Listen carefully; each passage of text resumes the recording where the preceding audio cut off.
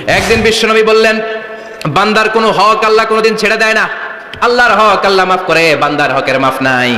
যদিও আমি নবী, আমার উপর যদি কোনো হক থাকে বলো, আমি দিয়ে দেব।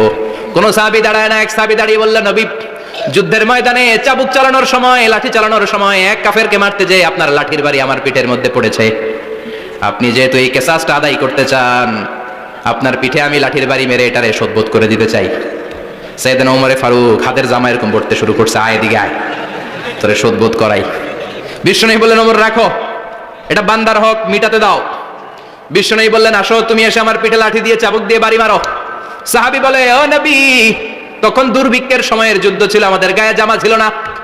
যখন আপনি আমার চাবুকটা পিঠের মধ্যে মেরেছেন, আমার পিঠে তখন জামা ছিল না। আপনি যদি যথা নিয়মে কেসাসটা আদায় করতে চান, আপনার জামাটা খুলেন, খালি পিঠের মধ্যে বাড়িটা মারিস। এবার আর ওমরে ফারুককে ধরে কে?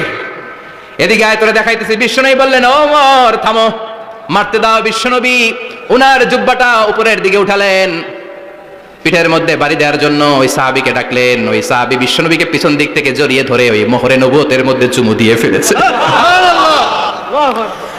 সাহাবী বললেন, নবী গো, এই নাটক করার জন্য আপনি আমারে মাফ করে দিয়েন। আপনি বিশ্বনবী, উদম গায়ে আপনারে দেখা যায় না, খালি গায়ে আপনারে দেখা যায় না। শুনেছি আপনার পিঠের মধ্যে মোহরে নবুয়ত আছে। অনেক দিনের সাধনা, জল্পনা কল্পনা, আপনার মোহরে নবুয়তে আমার ঠোঁটটা আমি লাগাবো। আপনার মোহরে নবুয়তের মধ্যে আমার ঠোঁটটা লাগিয়ে আমার ঠোঁটটারে আমি জাহান্নাম থেকে পরিত্রাণ করাবো। এজন্য প্ল্যান প্রোগ্রাম করে এতক্ষণ আপনার জামাটা খুলতে বলেছি। আপনার উপরে আমার কোনো হক নাই। আমার আব্বা আম্মা, আমার সম্পদ, আমার জীবন আপনার জন্য কোরবান গো নবী। বিশ্বনবীর পিঠে বাম দিকে খাতামুন নবুয়া ছিল, মাহরে নবুয়া। কোন বর্ণনা এসেছে উনি এই মাহরে নবুয়া দিয়ে পিছন দিকে দেখতেন। বিশ্বনবী যখন নামাজ পড়তেন উনি বলতেন, ইস্তাকিমু আ'তাদিলু ইয়ারহামুকুমুল্লাহ, কাতার সোজা করো, ফাঁকা জায়গা বন্ধ করে দাও, কারণ আমি সামনে যেমনি দেখি পেছনেও তেমনি দেখি। অনেকে বলেন বিশ্বনবী পেছনে দেখতেন এই মাহরে নবুয়াতের জায়গাটা দিয়ে। এটা ছিল বিশ্বনবীর behind CC camera, behind close circuit camera. আল্লাহু আকবার। বিশ্বনবী ছাড়া কোন নবীর পিঠে এরকম মাহরে নবুয়া ছিল নাকি? কথা বলেন। এজন্য ওই নবীরে গালি দিলে সহ্য হয়? কথা বলেন, সহ্য হয়? ফাবিমা রাহমাতিন মিনাল্লাহি লিনতা লাহুম ওয়ালাউ কুনতা ফাযযান গালিযাল কলবি লানফাদ্দু মিন হাওলিক। আল্লাহ বললেন, ও নবী, আপনার হৃদয়টা বড় নরম, সফট হার্টেড মানুষ আপনি, কোমল হৃদয়ের মানুষ আপনি, খোশ মেজাজের মানুষ। বিশ্বনবী এত খোশ মেজাজের মানুষ ছিলেন, বিশ্বনবী যেখানেই যেতেন ওখানে মানুষের ভিড় হয়ে যেত। যেখানেই যেতেন পিছু পিছু লোকজন ছুটতো, কারণ খোশ মেজাজের তো, সফট হার্টের, হৃদয়টা কোমল, ওনার সাথে কথাই বলতে মনে চায়, টাইম পাস করতে মনে চায়। আল্লাহু আকবার। বাচ্চাদের জন্য রহমত। ছোট বাচ্চারা বিশ্বনবীর সামনে যদি কখনো চলে আসতো, বিশ্বনবী ওনার কোমল হাতটা বাচ্চাদের মাথার মধ্যে হাত বুলিয়ে দিতে। এমন কোন বাচ্চা বিশ্বনবীর সামনে দিয়ে ক্রস করতে পারতো না যে বাচ্চার মাথায় বিশ্বনবী হাত বুলাতেন না। নাতিদেরকে অনেক আদর করতেন। হাসান আর হুসাইন রাইহানাতাইন, বিশ্বনবীর সুগন্ধি। হাসান বিশ্বনবীর কোলে উঠলে সাইয়েদনা হুসাইন কোলে ওঠার জন্য কান্না করতেন, আবার হুসাইন কোলে উঠলে হাসান কান্না করতেন। আবার সাইয়েদনা হাসান বিশ্বনবীকে ঘোড়া বানিয়ে বিশ্বনবীর পিঠের উপরে বসে বিশ্বনবীর চুল ধরে টেনে টেনে খেলা করতে। বিশ্বনবী ঘোড়া, আর ঘোড়ার বাদশা হচ্ছে হাসান। সুবহানাল্লাহ পড়বেন না? কি খুনসুটি, কি সম্পর্ক! স্ত্রীদের সাথে ভালো আচরণ, কম্প্যানিয়ন্স যারা আছে, সাথীদের সাথে ভালো আচরণ, সবার সাথে ভালো আচরণ, সবার জন্য রহমত। এজন্য আল্লাহ বললেন, ওয়ামা আরসালনাকা ইল্লা রাহমাতাল লিল আলামিন, I have sent you as a mercy for the entire universe. ও নবী, আপনি সবার জন্য রহমত, আপনি সবার জন্য কল্যাণ। আপনার মধ্যে রহমতের বাড়িধারা এত বেশি, আপনি হ্যাঁ বললে শরীয়তের হুকুম হালাল হয়ে যায়, আপনি না বললে শরীয়তের হুকুম হারাম হয়ে যায়। আবার আপনি আঙ্গুল তুললে চাঁদ দুই ভাগ হয়ে যায়, জমিন থেকে পা তুললে আপনি আকাশে মেরাজে চলে যান। কি স্ট্যাটাস! কুড ইউ ইমাজিন কি স্ট্যাটাস আল্লাহ ওনাকে দিয়েছে। উনি হ্যাঁ বললে এটা হালাল, কারণ কোনটা হালাল কোনটা হারাম এটা ওনার কাছ থেকে জেনেছে। উনি যদি বলে ইয়েস, করতে পারবেন আপনারা, হালাল, কোটি কোটি মানুষের জন্য পারমিসিবল, লিগ্যাল। উনি যদি বলেন নো, আমাদের সবার জন্য এটা হারাম, কোটি কোটি মানুষ আর করতে পারবো না। আবার উনি আঙ্গুল তুলেছেন, চাঁদ দুই ভাগ হয়েছে, পা তুলেছেন, মেরাজে চলে গিয়েছে। আল্লাহু আকবার। তার মানে এমন নবী যে নবীর হা এবং না এগুলো শরীয়তের দলিল, ঠিক কিনা?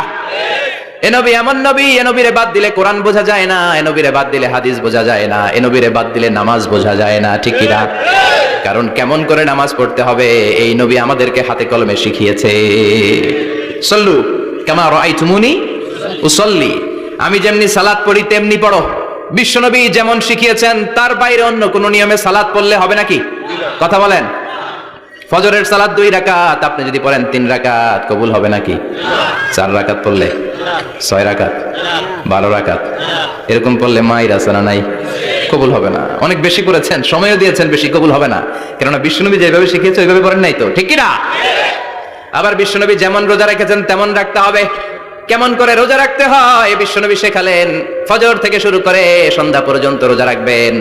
আপনি সকাল থেকে শুরু করে আসর পর্যন্ত রেখে আসরের পর ইফতারি করলে হবে নাকি? কথা বলেন। কারণ বিশ্বনবীর পদ্ধতিতে হয় নাই। আবার এই নবীকে বাদ দিলে হজ বোঝা যায় না, কেননা এই নবী কেমন করে হজ করতে হয় আমাদেরকে শিখিয়েছেন। বিশ্বনবী ওনার পুরো জীবনে 4টা উমরা করেছেন, একটা মাত্র হজ করেছেন। আর বলেছেন খুযু আন্নী মানাসিকাকুম, কেমন করে হজ করতে হয় আমার কাছ থেকে তোমরা শিখে নাও। হজের সিস্টেম কি আমার থেকে শিখে নাও। মাত্র একবার হজ করেছেন, তাতেই হজের সব আহকামগুলো আমাদের কাছে ক্রিস্টাল ক্লিয়ার, স্বচ্ছ কাচের মতো, স্ফটিক কাচের মতো, স্বচ্ছ পানির মতো এত সুন্দর তিনি বর্ণনা দিয়েছেন। এই বর্ণনার উপর ভিত্তি করে লক্ষ লক্ষ মানুষ গোটা বিশ্ব থেকে কাবার প্রান্তরে জমা হয়, ঠিক কিনা? মাসাবাতান লিন্নাসি ওয়া আমনা, গোটা বিশ্বের মানুষের মিলন কেন্দ্র। আপনি যখন মসজিদুল হারামে যাবেন, মসজিদে নববীতে যাবেন, দেখবেন আজান হয়ে গেলে লক্ষ লক্ষ মানুষ কাবার দিকে ছুটে, ঠিক কিনা? আজান হওয়ার সাথে সাথে শারে আল হিজরা দিয়ে, জারওয়াল দিয়ে, গাজ্জা দিয়ে, আজিয়াদ রোড দিয়ে পঙ্গপালের মতো মানুষগুলো কাবা কেন্দ্রিক হতে শুরু করে। কারণ কাবা হচ্ছে অ্যাসেম্বলি পয়েন্ট, গ্যাদারিং পয়েন্ট, এটা মিলন কেন্দ্র। এই কাবাকে কেন্দ্র করে প্রতিদিন লক্ষ লক্ষ মানুষের মিলন মেলা বসে, চিল্লায় বলেন ঠিক কিনা? কেমন করে হজ পালন করবেন বিশ্বনবী শেখালেন। কারণ বিশ্বনবীরে বাদ দিলে হজ বোঝা যায় না। তার মানে বুঝলাম উনি হ্যাঁ বললে হালাল, না বললে হারাম। উনারে বাদ তো কোরআন বাদ, উনি বাদ তো হাদিস বাদ। কথা বলেন। উনি বাদ তো নামাজ বাদ, উনি বাদ তো রোজা বাদ, উনি বাদ তো হজ বাদ। এজন্য উনারে বাদ দিলে কোরআন বোঝা যায় না, নামাজ বোঝা যায় না, উনারে বাদ দিলে হজ বোঝা যায় না। তাই উনার সাথে যারা বেয়াদবি করবে ওদেরকেও এমনি এমনি ছেড়ে দেয়া যায় না। বিশ্বনবীর সাথে যদি বেয়াদবি করে এটা অনেক বড় ধরনের বেয়াদবি, এটা রাষ্ট্রীয় আইন করে ওকে শাস্তি দিতে হবে, ঠিক কিনা? বিশ্বনবীর বিরুদ্ধে যদি ব্লগে কিছু লিখে, কেউ ব্লগ লিখে, বিশ্বনবীর পারিবারিক জীবন নিয়ে যদি কেউ কটু কথা বলে, বাজে মন্তব্য করে, বিশ্বনবীর ব্যাপারে যদি শাহবাগের চত্বর থেকে, প্রজন্ম চত্বর থেকে কোনো কথা বলে, ওই বেয়াদবগুলারে ফাঁসির রশিতে ঝুলানোর দরকার আছে না নাই? Very sensitive issue. বিশ্বনবীর সম্মান গোটা উম্মার সম্মান। কারণ বিশ্বনবী বাদ তো পুরো ইসলাম বাদ। এজন্য আমার নবীর বিরুদ্ধে কথা বললে ওর সাথে আমাদের কোনো কথা নাই, চিল্লায় বলেন ঠিক কিনা? এই সেনসিটিভ ইস্যুতে আমরা সবাই এক। এখানে জামাত ইসলাম নাই, হেফাজত ইসলাম নাই, তাবলীগ নাই, আলিয়া নাই, কওমি নাই। বিশ্বনবীর সাথে বেয়াদবি করলে ওগুলোকে রাষ্ট্রীয়ভাবে ফাঁসি দেওয়ার দরকার, শাস্তি দেওয়ার দরকার আছে না নাই? সবাই একমত? এই বেয়াদবগুলোর সাথে আমাদের কোনো সম্পর্ক নাই, চিল্লায় বলেন ঠিক কিনা? এই বেয়াদবগুলো যদি নবীর ব্যাপারে আর কিছু বলে সবাই মাঠে নামতে রাজি আছেন তো? এদের বিরুদ্ধে মুষ্টিবদ্ধ হাত নিয়ে ময়দানে থাকতে রাজি আছো তো মুসলমান? কারা কারা রাজি হাত তুলে আল্লাহর দেখাও।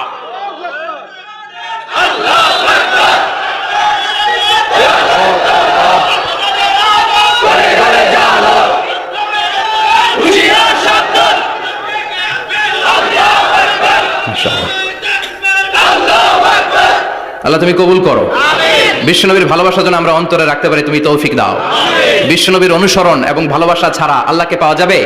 আল্লাহকে যে পাইতে চায় হাজরাতের অনুসরণে, আরশ কুরসি লৌহ কালাম না চাইতে পেয়েছে সে।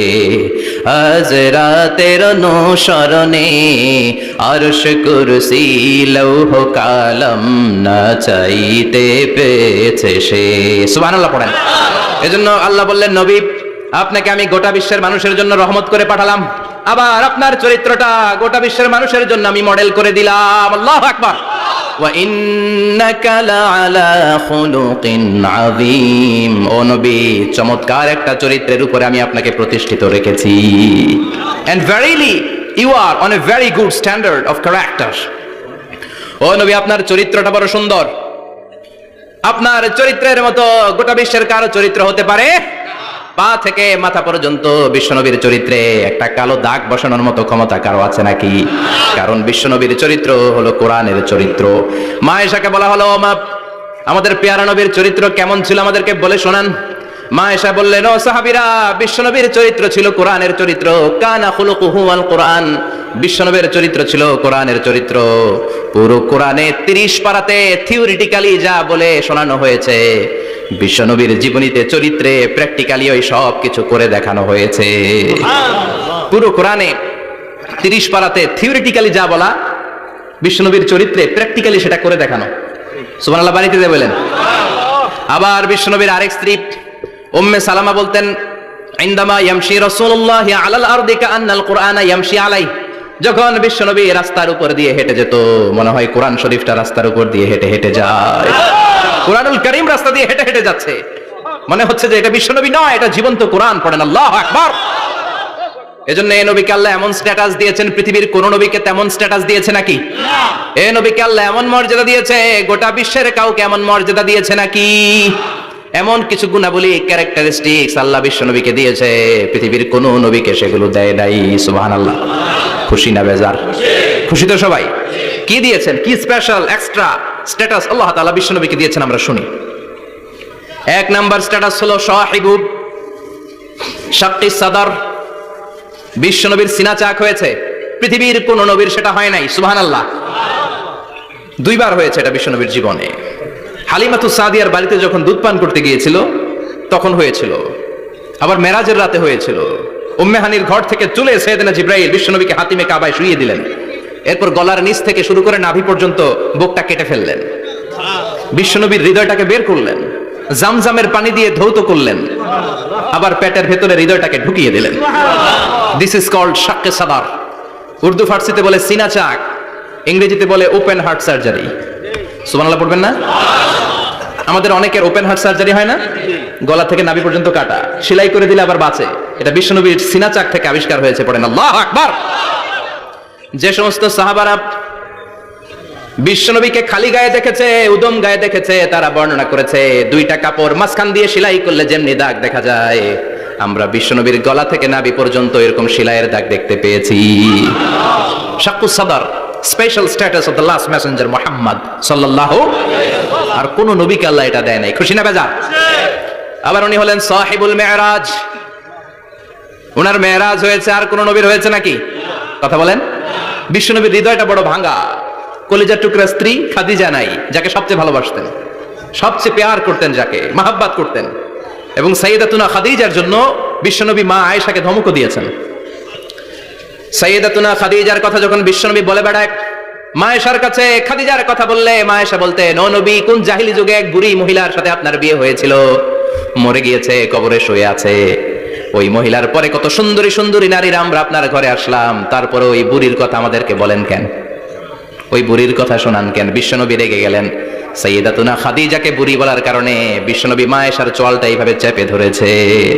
কোনদিন স্ত্রীর গায়ে হাত তোলেননি, শুধু এই একবার খাদিজাকে বুড়ি বলার কারণে মা আয়েশার থুতনি চেপে ধরেছিলেন। আল্লাহু আকবার। আবার বিশ্বনবী বলতেন, রুজিকতু হুব্বাহা, খাদিজার ভালোবাসা আল্লাহ আমার হৃদয়ে ঢুকিয়ে দিয়েছে। আবার বিশ্বনবী দোয়া করলে বলতেন, ও আল্লাহ, ওই কিয়ামতের ময়দানে যেদিন বন্ধু বন্ধুরে চিনবে না, বাবা ছেলেরে চিনবে না, মা তার মেয়েরে চিনবে না, পীর সাহেব মুরিদরে চিনবে না, মুরিদ পীর সাহেবরে চিনবে না, ওই কঠিন দিনে যেন আমি আমার কলিজার টুকরা খাদিজারে ভুলে না যাই। ওই কঠিন দিনে আমি যেন আমার খাদিজারে চিনতে পারি। সুবহানাল্লাহ। তার মানে ভালোবাসা বেশি না কম? সাইয়েদাতুনা খাদিজা ইন্তেকাল করলেন, জাবালে হাজুনের পাশে ওনার কবর। যারা হজ উমরা করতে গিয়েছেন দেখেছেন না, মক্কায় একটা কবর আছে, এটা মাকবারাতুল মা'লা।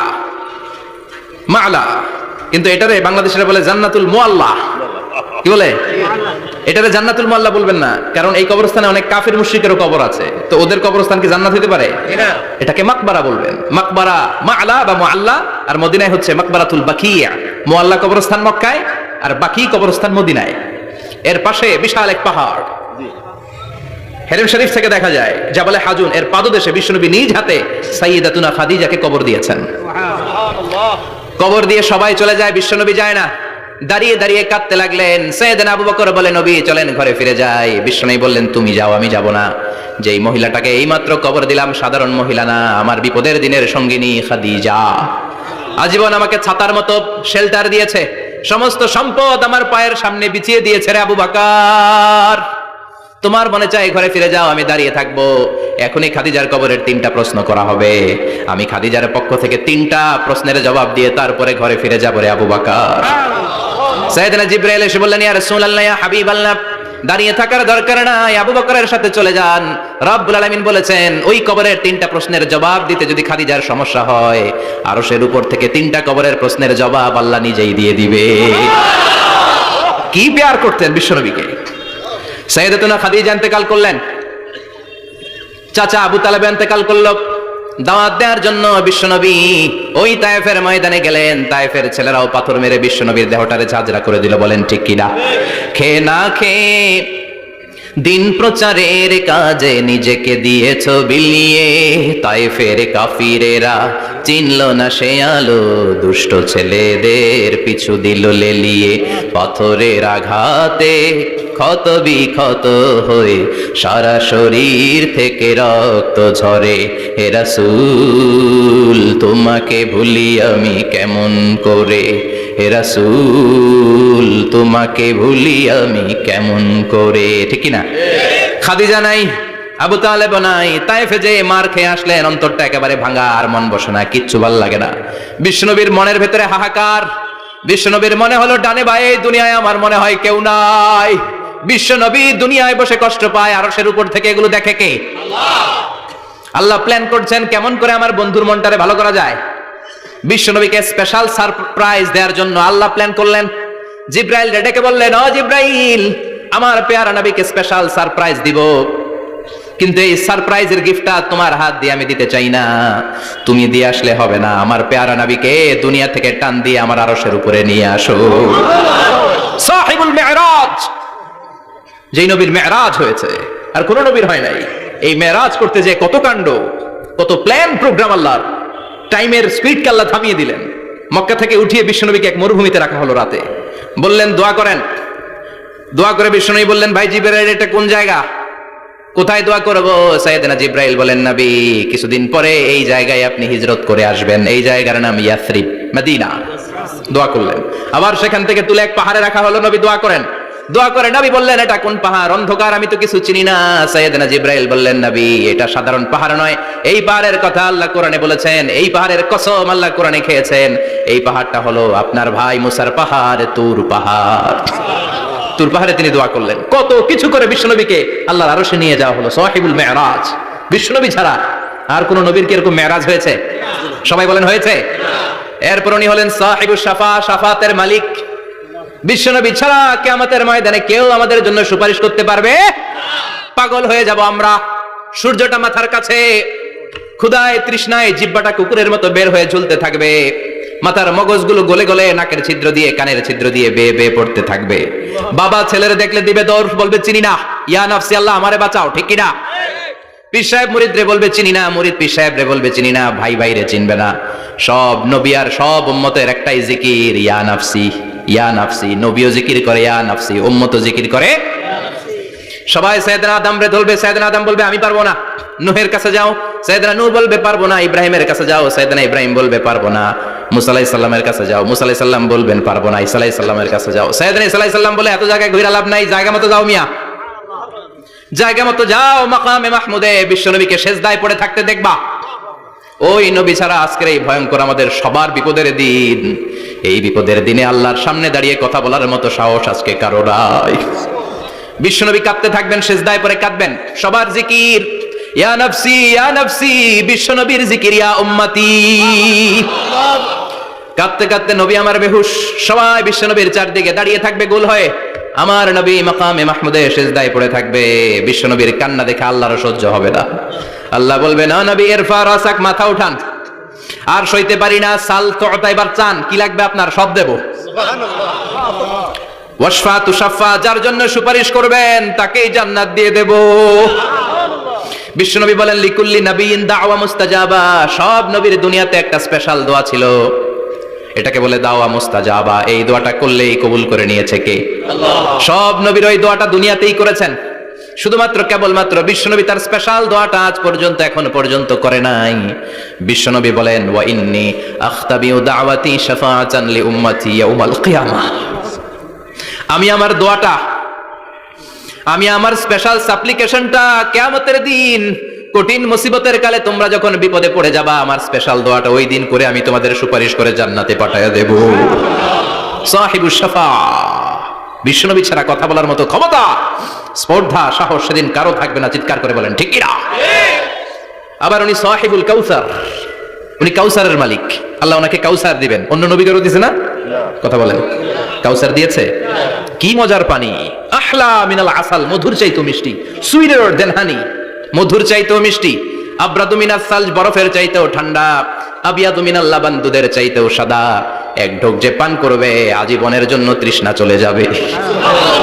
সাহিবুল কাউসার। তৃষ্ণার চোটে আমরা পাগল পারা হয়ে বিশ্বনবীর কাউসারের দরবারে যাব।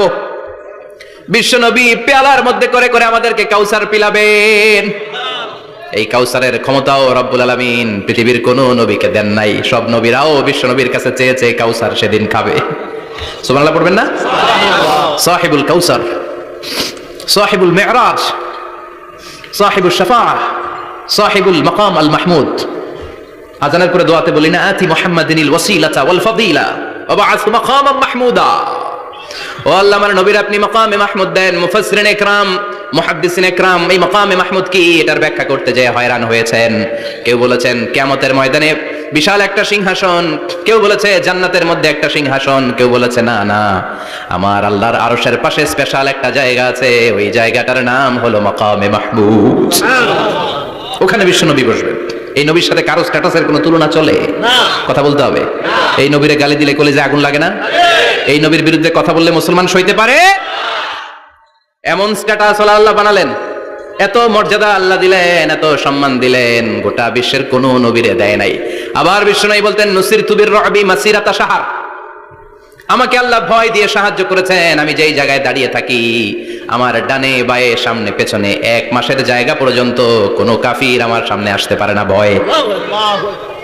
1 মাসের জায়গা পর্যন্ত কোনো কাফির যদি দাঁড়ায় থাকে, বিশ্বনবীর জন্য ভয়ে তার কলিজায় ধুকধুকানি শুরু হয়ে যায়। ধরেন আমি ওনারে ভয় পাই, কাছে আসলেই না ভয়, দূরে গেলে তো আমি পালোয়ান, ঠিক কিনা? উনি আছে কোম্পানিগঞ্জ বাজারের ওইদিকে, আমি এদিকে, আমি পালোয়ান, স্বাস্থ্যে সমস্যা নাই, ঠিক কিনা? কারণ কাছে নাই। কিন্তু বিশ্বনবী এমন পাওয়ারফুল ছিলেন, কাছে আর দূরে কোনো কথা না, ডানে বায়ে সামনে পেছনে 1 মাসের দূরত্ব। এই লোকেশনের মধ্যে যদি কোনো কাফির মুশরিকের আন্ডা বাচ্চা থেকে থাকে, বিশ্বনবীর ব্যাপারে ভয় তাদের অন্তরের মধ্যে ঢুকিয়ে দেয় কে? এজন্য বিশ্বনবীর সাথে কারো মর্যাদার কোনো তুলনা চলে না। বিশ্বনবী আমাদের মডেল। আমাদের মডেল কে? কথা বলেন, সবাই বলেন। আপনাদের মনোযোগ আছে না গেছে? জিমায় পড়তেছেন মনে হয়? এটা কিন্তু ক্লাস। আমি সবসময় বলি আমার আলোচনা ক্লাসের মতো মনে করবেন, because I consider all the sitting person in front of me, beside me as a student. আমি যখন কথা বলি সবাইকে আমি স্টুডেন্ট ভাবি, আমাকে শিক্ষক ভাবি। আমার আগে যিনি কথা বলেছেন তখন উনি ছিলেন আমাদের শিক্ষক, আমার পরে কেউ বললে উনি শিক্ষক, আমরা ছাত্র, ঠিক কিনা? কোরআনের ছাত্র হয়ে বাঁচলেও লাভ, মরলেও লাভ, ঠিক কিনা? হাতি মরলেও লাখ টাকা, ঠিক কিনা? কোরআনের স্টুডেন্ট বাঁচলেও লাভ, কোরআনের ছাত্র হয়ে মরলেও। এজন্য শেষ পর্যন্ত মনোযোগের সাথে কথাগুলো শুনতে হবে, জীবন পরিবর্তন করার জন্য। রাজি আছেন তো? ঘুমে ধরে নাই তো? কষ্ট হলে আমাকে জানাবেন। কষ্ট হচ্ছে না তো? তাকবীর পড়েন, লিল্লাহে তাকবীর, লিল্লাহে তাকবীর। বিশ্বনবী আমাদের মডেল, ঠিক কিনা? সবাই একমত? দ্বিমত নাই কেউ? অন্য কেউ আমাদের মডেল নাই? শাহরুখ খান, আমির খান, সালমান খান, হিরো আলম। ব্যাপার কি? হিরো আলমের কথা শুনে এত হাসি কেন? মডেল না সে? কেউ আমাদের মডেল না। আমাদের মডেল হচ্ছে বিশ্বনবী, ঠিক কিনা? এজন্য আসুন বিশ্বনবীর জীবনী থেকে কিছু মেসেজ আমরা নেই, কিছু শিক্ষা আমরা নেই, যাতে করে জীবনটাকে এনলাইটেন করা যায়, আলোকিত করা যায়। আমরা এই মাহফিলগুলোতে এসেছি আলোকিত হতে, নাকি? আলোকিত মানুষ হয়ে ফিরে যাব। এসে কিছু স্লোগান দিব, হুজুরের চেহারা দেখবো, হুজুরের সাথে মুসাফা করার জন্য? No, no way. এগুলোর জন্য মাহফিল নয়। Consider this program as a class, as a seminar. স্পিকাররা আসবে, কোরআন সুন্নাহর আলোকে কথা বলবে, এগুলো আমরা শুনবো, নোট ডাউন করব, মানার চেষ্টা করব, ঠিক কি না? মানতে রাজি আছেন তো? সবাই রাজি? সবাই? আল্লাহ তুমি কবুল করো। আজকে বিশ্বনবীর জীবনী থেকে 3টা কথা শুনবো। এই 3টা কথা শুনে মানার চেষ্টা করব, তারপর আমরা একসাথে বিদায় নিব। পড়েন ইনশাআল্লাহ। প্রথমে জানবো আমার নবী দেখতে কেমন ছিলেন। জানতে মনে চায় না? চাঁদের চেয়ে সুন্দর ছিলেন, ঠিক কি না? চাঁদের চেয়ে সুন্দর তুমি নবী আমার কামলিওয়ালা, চাঁদের চেয়ে সুন্দর তুমি নবী আমার কামলিওয়ালা, দু জাহানের বাদশাহ তুমি প্যারা নবী সাল্লে আলা, দু জাহানের বাদশাহ তুমি প্যারা নবী সাল্লে আলা, চাঁদের চেয়ে সুন্দর তুমি নবী আমার কামলিওয়ালা, ঠিক কি না? আমরা হাদিসের আলোকে দেখার চেষ্টা করবো আসলে তিনি কতটা সুন্দর ছিলেন। তাহলে প্রথমে শুনবো উনি দেখতে কেমন ছিলেন, তারপর শুনবো ওনার আচরণ কেমন ছিল। দেখতে কেমন ছিলেন মানে বাহিরটা কেমন, আর আচরণ মানে ভিতরটা কেমন, ঠিক কি না? 3 নম্বরে আমরা শুনবো ওনার মেধা, বুদ্ধি, ইন্টেলেকচুয়াল ক্যাপাসিটি কেমন ছিল। কষ্ট হয়ে যাচ্ছে না তো? আলোচনা কঠিন মনে হচ্ছে? তাহলে প্রথমে শুনবো ফিজিক্যাল ক্যারেক্টারিস্টিক্স, তারপরে শুনবো বিহেভিয়ারিয়াল ক্যারেক্টারিস্টিক্স, এন্ড ফাইনালি আমরা শুনবো ইন্টেলেকচুয়াল ক্যারেক্টারিস্টিক্স। প্রথমে শুনবো দেখতে কেমন, তারপরে শুনবো আচরণ কেমন, এরপরে শুনবো বুদ্ধি কেমন। পড়েন ইনশাআল্লাহ। শুনতে রাজি আছেন তো? প্রথম পয়েন্টে আমরা শুনবো আমার নবী দেখতে কেমন ছিলেন। বিশ্বনবী ঈসা ইসলাম দেখতে অনেক সুঠাম একজন মানুষ ছিলেন, শক্তিশালী একজন পুরুষ ছিলেন, অসাধারণ একজন পার্সোনালিটি ছিলেন, ঠিক কি না? উনি এত শক্তিশালী ছিলেন, বিশ্বনবী বলতেন আমার ডান হাতের ভেতরে আল্লাহ জান্নাতের 40 জনের শক্তি ঢুকিয়ে দিয়েছে। উনি মক্কার সবচেয়ে বড় কুস্তিগির রুকানাকে ধরে মাটিতে 3 বার আছাড় মেরেছেন। শক্তি বেশি না কম? সুবহানাল্লাহ পড়বেন না? বিশ্বনবীর এই বুকটা ছিল উঁচু, পেটটা ছিল চাপা, 6 প্যাক। কয় প্যাক? আপনাকে কয় প্যাক? আমার কয় প্যাক? বিশ্বনবীর 6 প্যাক। তবে শেষকালে একটু গায়ে গোশত বেড়ে গিয়েছিল, কিন্তু ইয়াং অবস্থায় 6 প্যাক। এই মুরাদনগরের জিমনেশিয়াম নাই আছে, ইয়াং ছেলেরা দেখবেন তারা ডায়েট করে, they are on diet in order to keep fit. Keep fit, always fit থাকবা মিয়া। যৌবনকে ধরে রাখতে হবে, ঠিক কি না?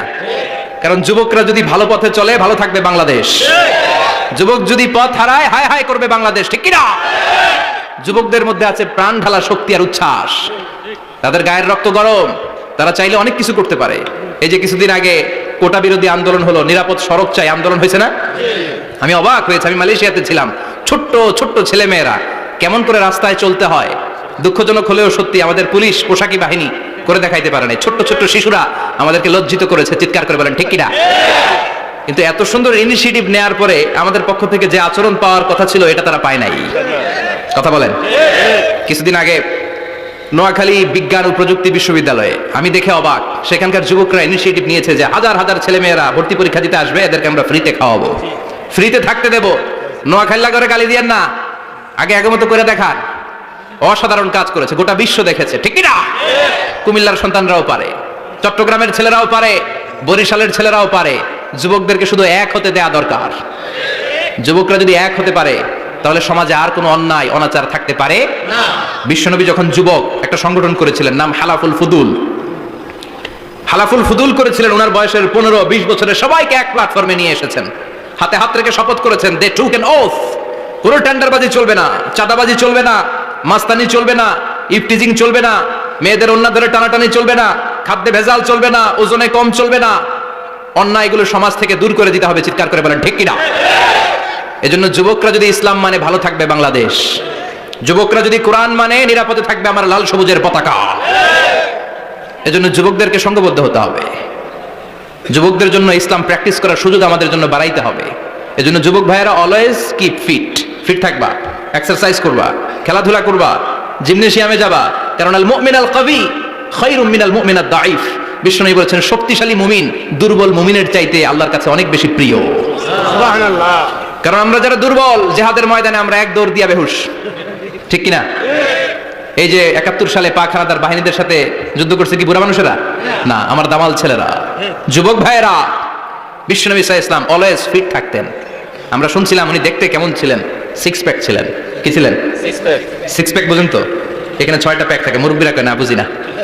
আচ্ছা, 6টা প্যাক মানে খুবই স্ট্রং, খুবই স্ট্রং ছিলেন। সুবহানাল্লাহ পড়েন। ওয়া কানা কাফফুহু আলিয়ানু মিনাদ দিবাজ, বিষ্ণুনবীর হাত, এই হাতের তালু রেশমের কাপড়ের চেয়ে বেশি সফট ছিল। Softer than silk, softer than silk, সিল্কের চাইতে বেশি সফট। সিল্কের কাপড় চিনেন না, জর্জেটের কাপড়, ধরতে কোমল লাগে, মোলায়েম লাগে, বিষ্ণুনবীর হাতের তালু এর চাইতে মোলায়েম। এই জন্য এই মোলায়েম হাত যদি কেউ মুসাফা করার সুযোগ পাইতো, কেউ আর হাত ছাড়তে চাইতো না। আর বিষ্ণুনবীর অভ্যাস ছিলেন, বিষ্ণুনবী কারোর সাথে মুসাফা করলে, যার সাথে মুসাফা করেছেন উনি হাত টেনে না নিলে বিষ্ণুনবী ওনার হাত টেনে নিতেন না। আল্লাহু আকবার পড়বেন না? কি অসাধারণ ব্যক্তিত্ব ছিল, হাতের তালু ছিল সফটার দেন সিল্ক।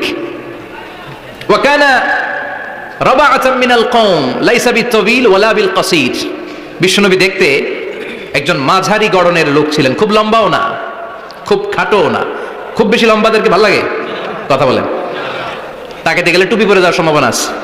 খুব খাটো যারা, এদেরকেও কিন্তু দেখতে অতটা ভালো লাগে না। বিষ্ণুনবী ছিলেন ব্যালেন্সড, মাঝারি ধরনের, লাইসা বিতাবিল ওয়ালা বিল কাসীর।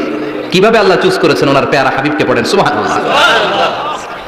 ওয়া কানা আযহারাল লাউন, ফর্সা রঙের মানুষ ছিলেন, ব্রাইট কালার। কি কালার? Bright colour. সিভি যারা লিখেন কারিকুলাম ভিটা, ওইখানে স্কিন কালার লিখতে হয়। আপনি কি ফর্সা না কালো? কালো হলে ব্ল্যাক কালার, ফর্সা হলে ব্রাইট কালার। বিষ্ণুনবী ছিল ব্রাইট কালার, ফর্সা রঙের মানুষ। কতটা সুন্দর ছিলেন!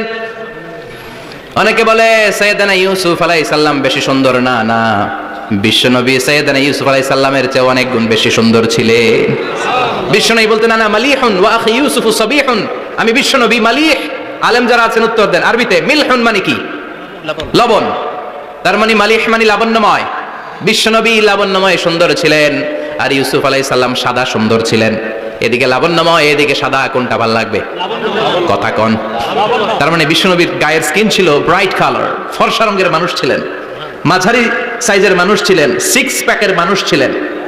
ওয়া কুবিদা ওয়া লাইসা ফি রাসিহি ওয়া লিহিয়াতিহি 20 শাআরা বাইদা, ইন্তেকালের আগে দাড়ি আর চুল মিলে 20টা দাড়ি চুলের বেশি পাকে নাই।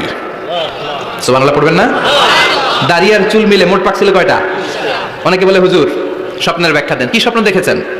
তিনি বললেন আমি স্বপ্নে দেখেছি একজন লোক আল্লাহ রাসূলের কবর থেকে উঠে এসেছে। তাই নাকি? উনি জানতে চাচ্ছে যে আল্লাহ রাসূল কিনা। আমি বললাম চেহারা কেমন দেখেছেন? বলে হুজুর আমি দেখলাম ধবধবে সাদা দাড়ি, ধবধবে সাদা চুল। তার মানে উনি কি আল্লাহ রাসূলকে দেখেছে? না, আল্লাহ রাসূলের ধবধবে সাদা চুল ছিল না, ধবধবে সাদা দাড়ি ছিল না। ইন্তেকালের আগে দাড়ি আর চুল মিলে পাকছিল কয়টা? কোম্পানিগঞ্জের ভাইরা মনে থাকবে? দাড়ি আর চুল মিলে পেকেছিল কয়টা? কেমন করে পাকবে? উনি তো জাইতুনের তেল মালিশ করতেন। সুবহানাল্লাহ। এজন্য আল্লাহ কসম করে বললেন ওয়াত্তিনি ওয়াজ-জাইতুনি ওয়া তুরি সিনিন ওয়া হাযাল বালাদিল আমিন। তিন ফলের কসম, জাইতুনের কসম, এই তিন জাইতুন যারা খাবে তাদের দাড়ি চুল সহজে পাকবে না। জাইতুন চিনেন? Olive oil. জলপাই আছে না, আরব দেশের জলপাইকে বলে জাইতুন। তামবুতু বিদ্দিহিনি ওয়া সিবগিল লিল আকিলিন, এটার অনেক কাজ। এটা খাওয়া যায়, মালিশ করা যায়, আবার এই জাইতুনের ডাল ভেঙে মেসওয়াকও করা যায়। বলেন ঠিক কিনা? বিশ্বনবী বলতেন নি'মা সিওয়াকিয়া জাইতুন, জাইতুনের ডালের মেসওয়াক কতই না চমৎকার মেসওয়াক। ফাইন্নাহা সিওয়াকি ওয়া সিওয়াকুল আমবিয়া মিন ক্বাবলি, কেননা জাইতুনের ডাল আমার মেসওয়াক, আর আমার আগে যত নবী দুনিয়া এসেছে সব নবীরা জাইতুনের ডাল দিয়ে মেসওয়াক করেছে। সুবহানাল্লাহ। এই জাইতুনের তেল আপনার বাজারে পাবেন। অলিভ অয়েল বলে জিজ্ঞেস করলে দিয়ে দিবে। কি অয়েল? এটা দাড়িতে মাখলে দাড়ি পাকে না, দেরিতে পাকে। চামড়ায় লাগালে মেসেজ করলে চামড়ার ভাঁজগুলো পড়বে না, আপনার স্কিন সুন্দর থাকবে। বিশ্বনবী এটা মাখতেন, এজন্য দাড়ি আর চুল তেমন একটা পাকে নাই। আওয়াজ করে পড়তে হবে আল্লাহু আকবার। তুলুশ শাআর ইলা শাহমাতাইল উযুন। এবার শুনি বিশ্বনবীর চুল কেমন ছিল। বিশ্বনবীর চুল মাঝে মাঝে এই কানের লতি বরাবর আসতো। ইলা শাহমাতাইল উযুন মানে বড় চুল রাখতেন। হেয়ার কাটটা ছিল লং হেয়ার কাট, মাঝে মাঝে কানের লতির মাঝামাঝি, আর কখনো কখনো কাঁধ বরাবর। ইলাল মানকিবাইন, তিন সিস্টেমে রাখতেন। কানের মাঝ, কানের লতি, কাঁধ বরাবর। ইয়াংরা মহা খুশি যে বড় চুল রাখার দলিল পাইছি। সুন্নতের নিয়তে রাখতে হবে, একটা ভদ্র কাটিং হইতে হবে। আর ইউনিভার্সিটি আর স্কুলের স্টুডেন্ট হলে ইউনিভার্সিটির ড্রেস কোড, হেয়ার কাট মেনে চলতে হবে, ঠিক কিনা? আর সুন্নাতের নিয়তে যদি রাখতে চাও একটা ভদ্রতা থাকতে হবে, একটা সৌন্দর্য থাকতে হবে। ইদানিং অনেক ছেলেরা খুব অদ্ভুত কাটিং দেয়, এই হেয়ার কাট গুলো নিষিদ্ধ। একটা হেয়ার কাট আছে কাযাহ, নাহা রাসূলুল্লাহি আনিল কাযাহ। বিশ্বনবী কাযাহ কাটিং দিতে নিষেধ করেছেন। কাযাহ মানে চুলের কিছু অংশ ট্রিম করে চামড়ার সাথে লাগানো, কিছু অংশ বড় বড়, এরকম আছে না নাই? এটারে আমি বলি ঘোড়া কাটিং। কি কাটিং? ঘোড়া কাটিং। ঘোড়ার মাথায় এরকম লম্বা চুল আছে না নাই? কেউ যদি এখানে থেকে থাকো মাইন্ড করো না, নেক্সট ডে আর এই হেয়ার কাট নিবা না, ঠিক কি না? কাজে আছি তো। আমার যুবকরা পছন্দ করে বেশি, আমিও পছন্দ করি ওদেরকে খুব বেশি। ওরা আমার কথা বুঝে বেশি, আমিও ওদের হৃদয়ের কথা বুঝি বেশি, এজন্য এগুলো ভালোবেসে বলি। যদি কেউ নিয়ে থাকো এই নিষিদ্ধ হেয়ার কাট সামনে আর নিবা না, ইনশাআল্লাহ পড়ো। আর জোরে ইনশাআল্লাহ। ওয়া কানা ইফাররিকু বাইনা শা'রি, চুলের মাঝখানে বিষ্ণুনবী সিঁথি করতেন। আপনারা কাজী নজরুল ইসলামের ছবি দেখেছেন? দেখবেন যিনি মাঝখানে সিঁথি করতেন, বিষ্ণুনবী এভাবে মাঝখানে সিঁথি করে সিঁথির মাঝখানে আতর ঢেলে দিতেন। কেন ঢেলে দিতেন? যেখানেই সেজদা দিতেন ওই জায়গায় আতরের ঘ্রাণে আমোদ হয়ে যেত। আরিদুস সাদর, বুকটা ছিল প্রশস্ত। ওয়া কানা বাইনা কাতিফাইহি খাতামুন নবুওয়া, আর পিঠের মধ্যে কাজিররিল হাজালা, কবুতরের ডিমের মতো একটা মাহরুন নবুওয়া ছিল। উনি যে শেষ নবী, উনি যে প্রফেট, দ্য লাস্ট মেসেঞ্জার, এটা প্রমাণ আল্লাহ সিল মেরা দিছে। বাম দিকের কাঁধে, ডান দিকে না, কোন দিকে? সাহাবারা যারা এটা দেখেছেন তারা বলেছেন যে আমরা দেখেছি এর মধ্যে কিছু চুলও ছিল, একটু লালচে ছিল, একটু উঁচু ছিল। একদিন বিশ্বনবী বললেন, বান্দার কোনো হক আল্লাহ কোনোদিন ছেড়ে দেয় না। আল্লাহর হক আল্লাহ মাফ করে, বান্দার হকের মাফ নাই। যদিও আমি নবী, আমার উপর যদি কোনো হক থাকে বলো আমি দিয়ে দেব। কোন সাহাবী দাঁড়ায় না, এক সাহাবী দাঁড়িয়ে বললেন, নবী যুদ্ধের ময়দানে চাবুক চালানোর সময়, লাঠি চালানোর সময় এক কাফেরকে মারতে যেয়ে আপনার লাঠির বাড়ি আমার পিঠের মধ্যে পড়েছে। আপনি যেহেতু এই কিসাসটা আদায় করতে চান, আপনার পিঠে আমি লাঠির বাড়ি মেরে এটারে শোধবোধ করে দিতে চাই। সাইয়েদনা ওমরে ফারুক হাতের জামা এরকম পড়তে শুরু করছে, আয় এদিকে আয়, তোরে শোধবোধ করাই। বিষ্ণুনবী বললেন, ওমর রাখো, এটা বান্দার হক, মিটাতে দাও। বিষ্ণুনবী বললেন, আসো তুমি এসে আমার পিঠে লাঠি দিয়ে চাবুক দিয়ে বাড়ি মারো। সাহাবী বলে, ও নবী, তখন দুর্ভিক্ষের সময়ের যুদ্ধ ছিল, আমাদের গায়ে জামা ছিল না। যখন আপনি আমার চাবুকটা পিঠের মধ্যে মেরেছেন, আমার পিঠে তখন জামা ছিল না। আপনি যদি যথা নিয়মে কিসাসটা আদায় করতে চান, আপনার জামাটা খুলেন, খালি পিঠের মধ্যে বাড়িটা মারিস। এবার আর ওমরে ফারুককে ধরে কে? এদিকে আয়, তোরে দেখাইতেছি। বিশ্বনবী বললেন, ওমর থামো, মারতে দাও। বিশ্বনবী উনার জুব্বাটা উপরের দিকে উঠালেন, পিঠের মধ্যে বাড়ি দেওয়ার জন্য ওই সাহাবীকে ডাকলেন। ওই সাহাবী বিশ্বনবীকে পিছন দিক থেকে জড়িয়ে ধরে ওই মোহরে নবুয়তের মধ্যে চুমু দিয়ে ফেলেছে। সাহাবী বললেন, নবী গো, এই নাটক করার জন্য আপনি আমারে মাফ করে দিয়েন। আপনি বিশ্বনবী, উদম গায়ে আপনারে দেখা যায় না, খালি গায়ে আপনারে দেখা যায় না। শুনেছি আপনার পিঠের মধ্যে মোহরে নবুয়ত আছে। অনেক দিনের সাধনা, জল্পনা কল্পনা, আপনার মোহরে নবুয়তে আমার ঠোঁটটা আমি লাগাবো। আপনার মোহরে নবুয়তের মধ্যে আমার ঠোঁটটা লাগিয়ে আমার ঠোঁটটারে আমি জাহান্নাম থেকে পরিত্রাণ করাবো। এজন্য প্ল্যান প্রোগ্রাম করে এতক্ষণ আপনার জামাটা খুলতে বলেছি। আপনার উপরে আমার কোনো হক নাই। আমার আব্বা মা, আমার সম্পদ, আমার জীবন আপনার জন্য কোরবান গো নবী। বিশ্বনবীর পিঠে বাম দিকে খাতামুন নবুওয়া ছিল, মাহরে নবুওয়া। কোন বর্ণনা এসেছে উনি এই মাহরে নবুওয়া দিয়ে পিছন দিকে দেখতেন। বিশ্বনবী যখন নামাজ পড়তেন উনি বলতেন, ইস্তাকিমু ওয়া'তাদিলু ইয়ারহামুকুমুল্লাহ, কাতার সোজা করো, ফাঁকা জায়গা বন্ধ করে দাও। কারণ আমি সামনে যেমনি দেখি পেছনেও তেমনি দেখি। অনেকে বলেন বিশ্বনবী পেছনে দেখতেন এই মাহরে নবুওয়াতের জায়গাটা দিয়ে। এটা ছিল বিশ্বনবীর behind CC camera, behind close circuit camera. আল্লাহু আকবার। বিশ্বনবী ছাড়া কোন নবীর পিঠে এরকম মাহরে নবুওয়া ছিল নাকি? কথা বলেন। এজন্য ওই নবীরে গালি দিলে সহ্য হয়? কথা বলেন, সহ্য হয়? আবিয়াদুল ইবতাইন, বগল ছিল শুভ্র সাদা। আমাদের বগল কি সাদা? দুর্গন্ধ, কুৎসিত, কালো, তাই না? বিশ্বনবীরটা কালো? কথা কোন? শুভ্র সাদা। আমরা দোয়া করি এভাবে। বিশ্বনবী মাঝে মাঝে দোয়া করতে করতে, বৃষ্টির জন্য যখন দোয়া চাইতেন, আরাফার ময়দানে যখন দোয়া চাইতেন, দোয়া করতে করতে হাতটারে উপরের দিকে করতেন। সবাই এরকম হাত তোলেন, সবাই হাত তোলেন। বিশ্বনবী মাঝে মাঝে আবেগের চোটে এইখান থেকে হাতটা এই জায়গায় নিয়ে যেতেন। সুবহানাল্লাহ। বিশ্বনবী যখন হাত আবেগের চোটে উপরের দিকে উঠাতেন, বিশ্বনবীর বগল দেখা যেত। সাহাবারা বলতেন, হাত্তা ইরা বায়াদু ইবতাইহি, এই সুযোগে আমরা দেখতাম ওনার বগলটা ধবধবে সাদা, কোনো দাগ ছিল না। মুস্তাওয়াল জাবিন, প্রশস্ত ললাট ছিল। আসাম্মুল আনফ, খাড়া নাক ছিল। বিষ্ণুবীর নাক কিন্তু বোচা ছিল না। এরকম চ্যাপটা নাককে আপনারা কোম্পানিগঞ্জে কি বলেন? চাকমা। কি নাক? হ্যাঁ, বুসা। নাক বুসা বা বোচা। বিষ্ণুবীর নাক এই চাকমা স্টাইলে নাক ছিল না, খাড়া ছিল, খাড়া নাক ছিল। সুবহানাল্লাহ পড়ো। মুফাল্লিজুল আসনান, দাঁতগুলো ছিল পরিপাটি। বিশ্বনবীর দাঁতের দিকে তাকালে বিশ্বনবীর হাসির দিকে তাকালে মনে হতো হাসিতে যেন মুক্তা ঝরে। বিশ্বনবী দেখতে কেমন ছিল আন্দাজ পাচ্ছেন না মোটামুটি? এই চমৎকার দেহটা নিয়ে যখন আয়নার সামনে দাঁড়াতেন, বিশ্বনবী জোস জোস পোজ দিতেন না। এখনকার ছেলেপেলেরা বলে আয়নার সামনে দাঁড়াইয়া দেই জোস জোস পোজ, আছে না নাই?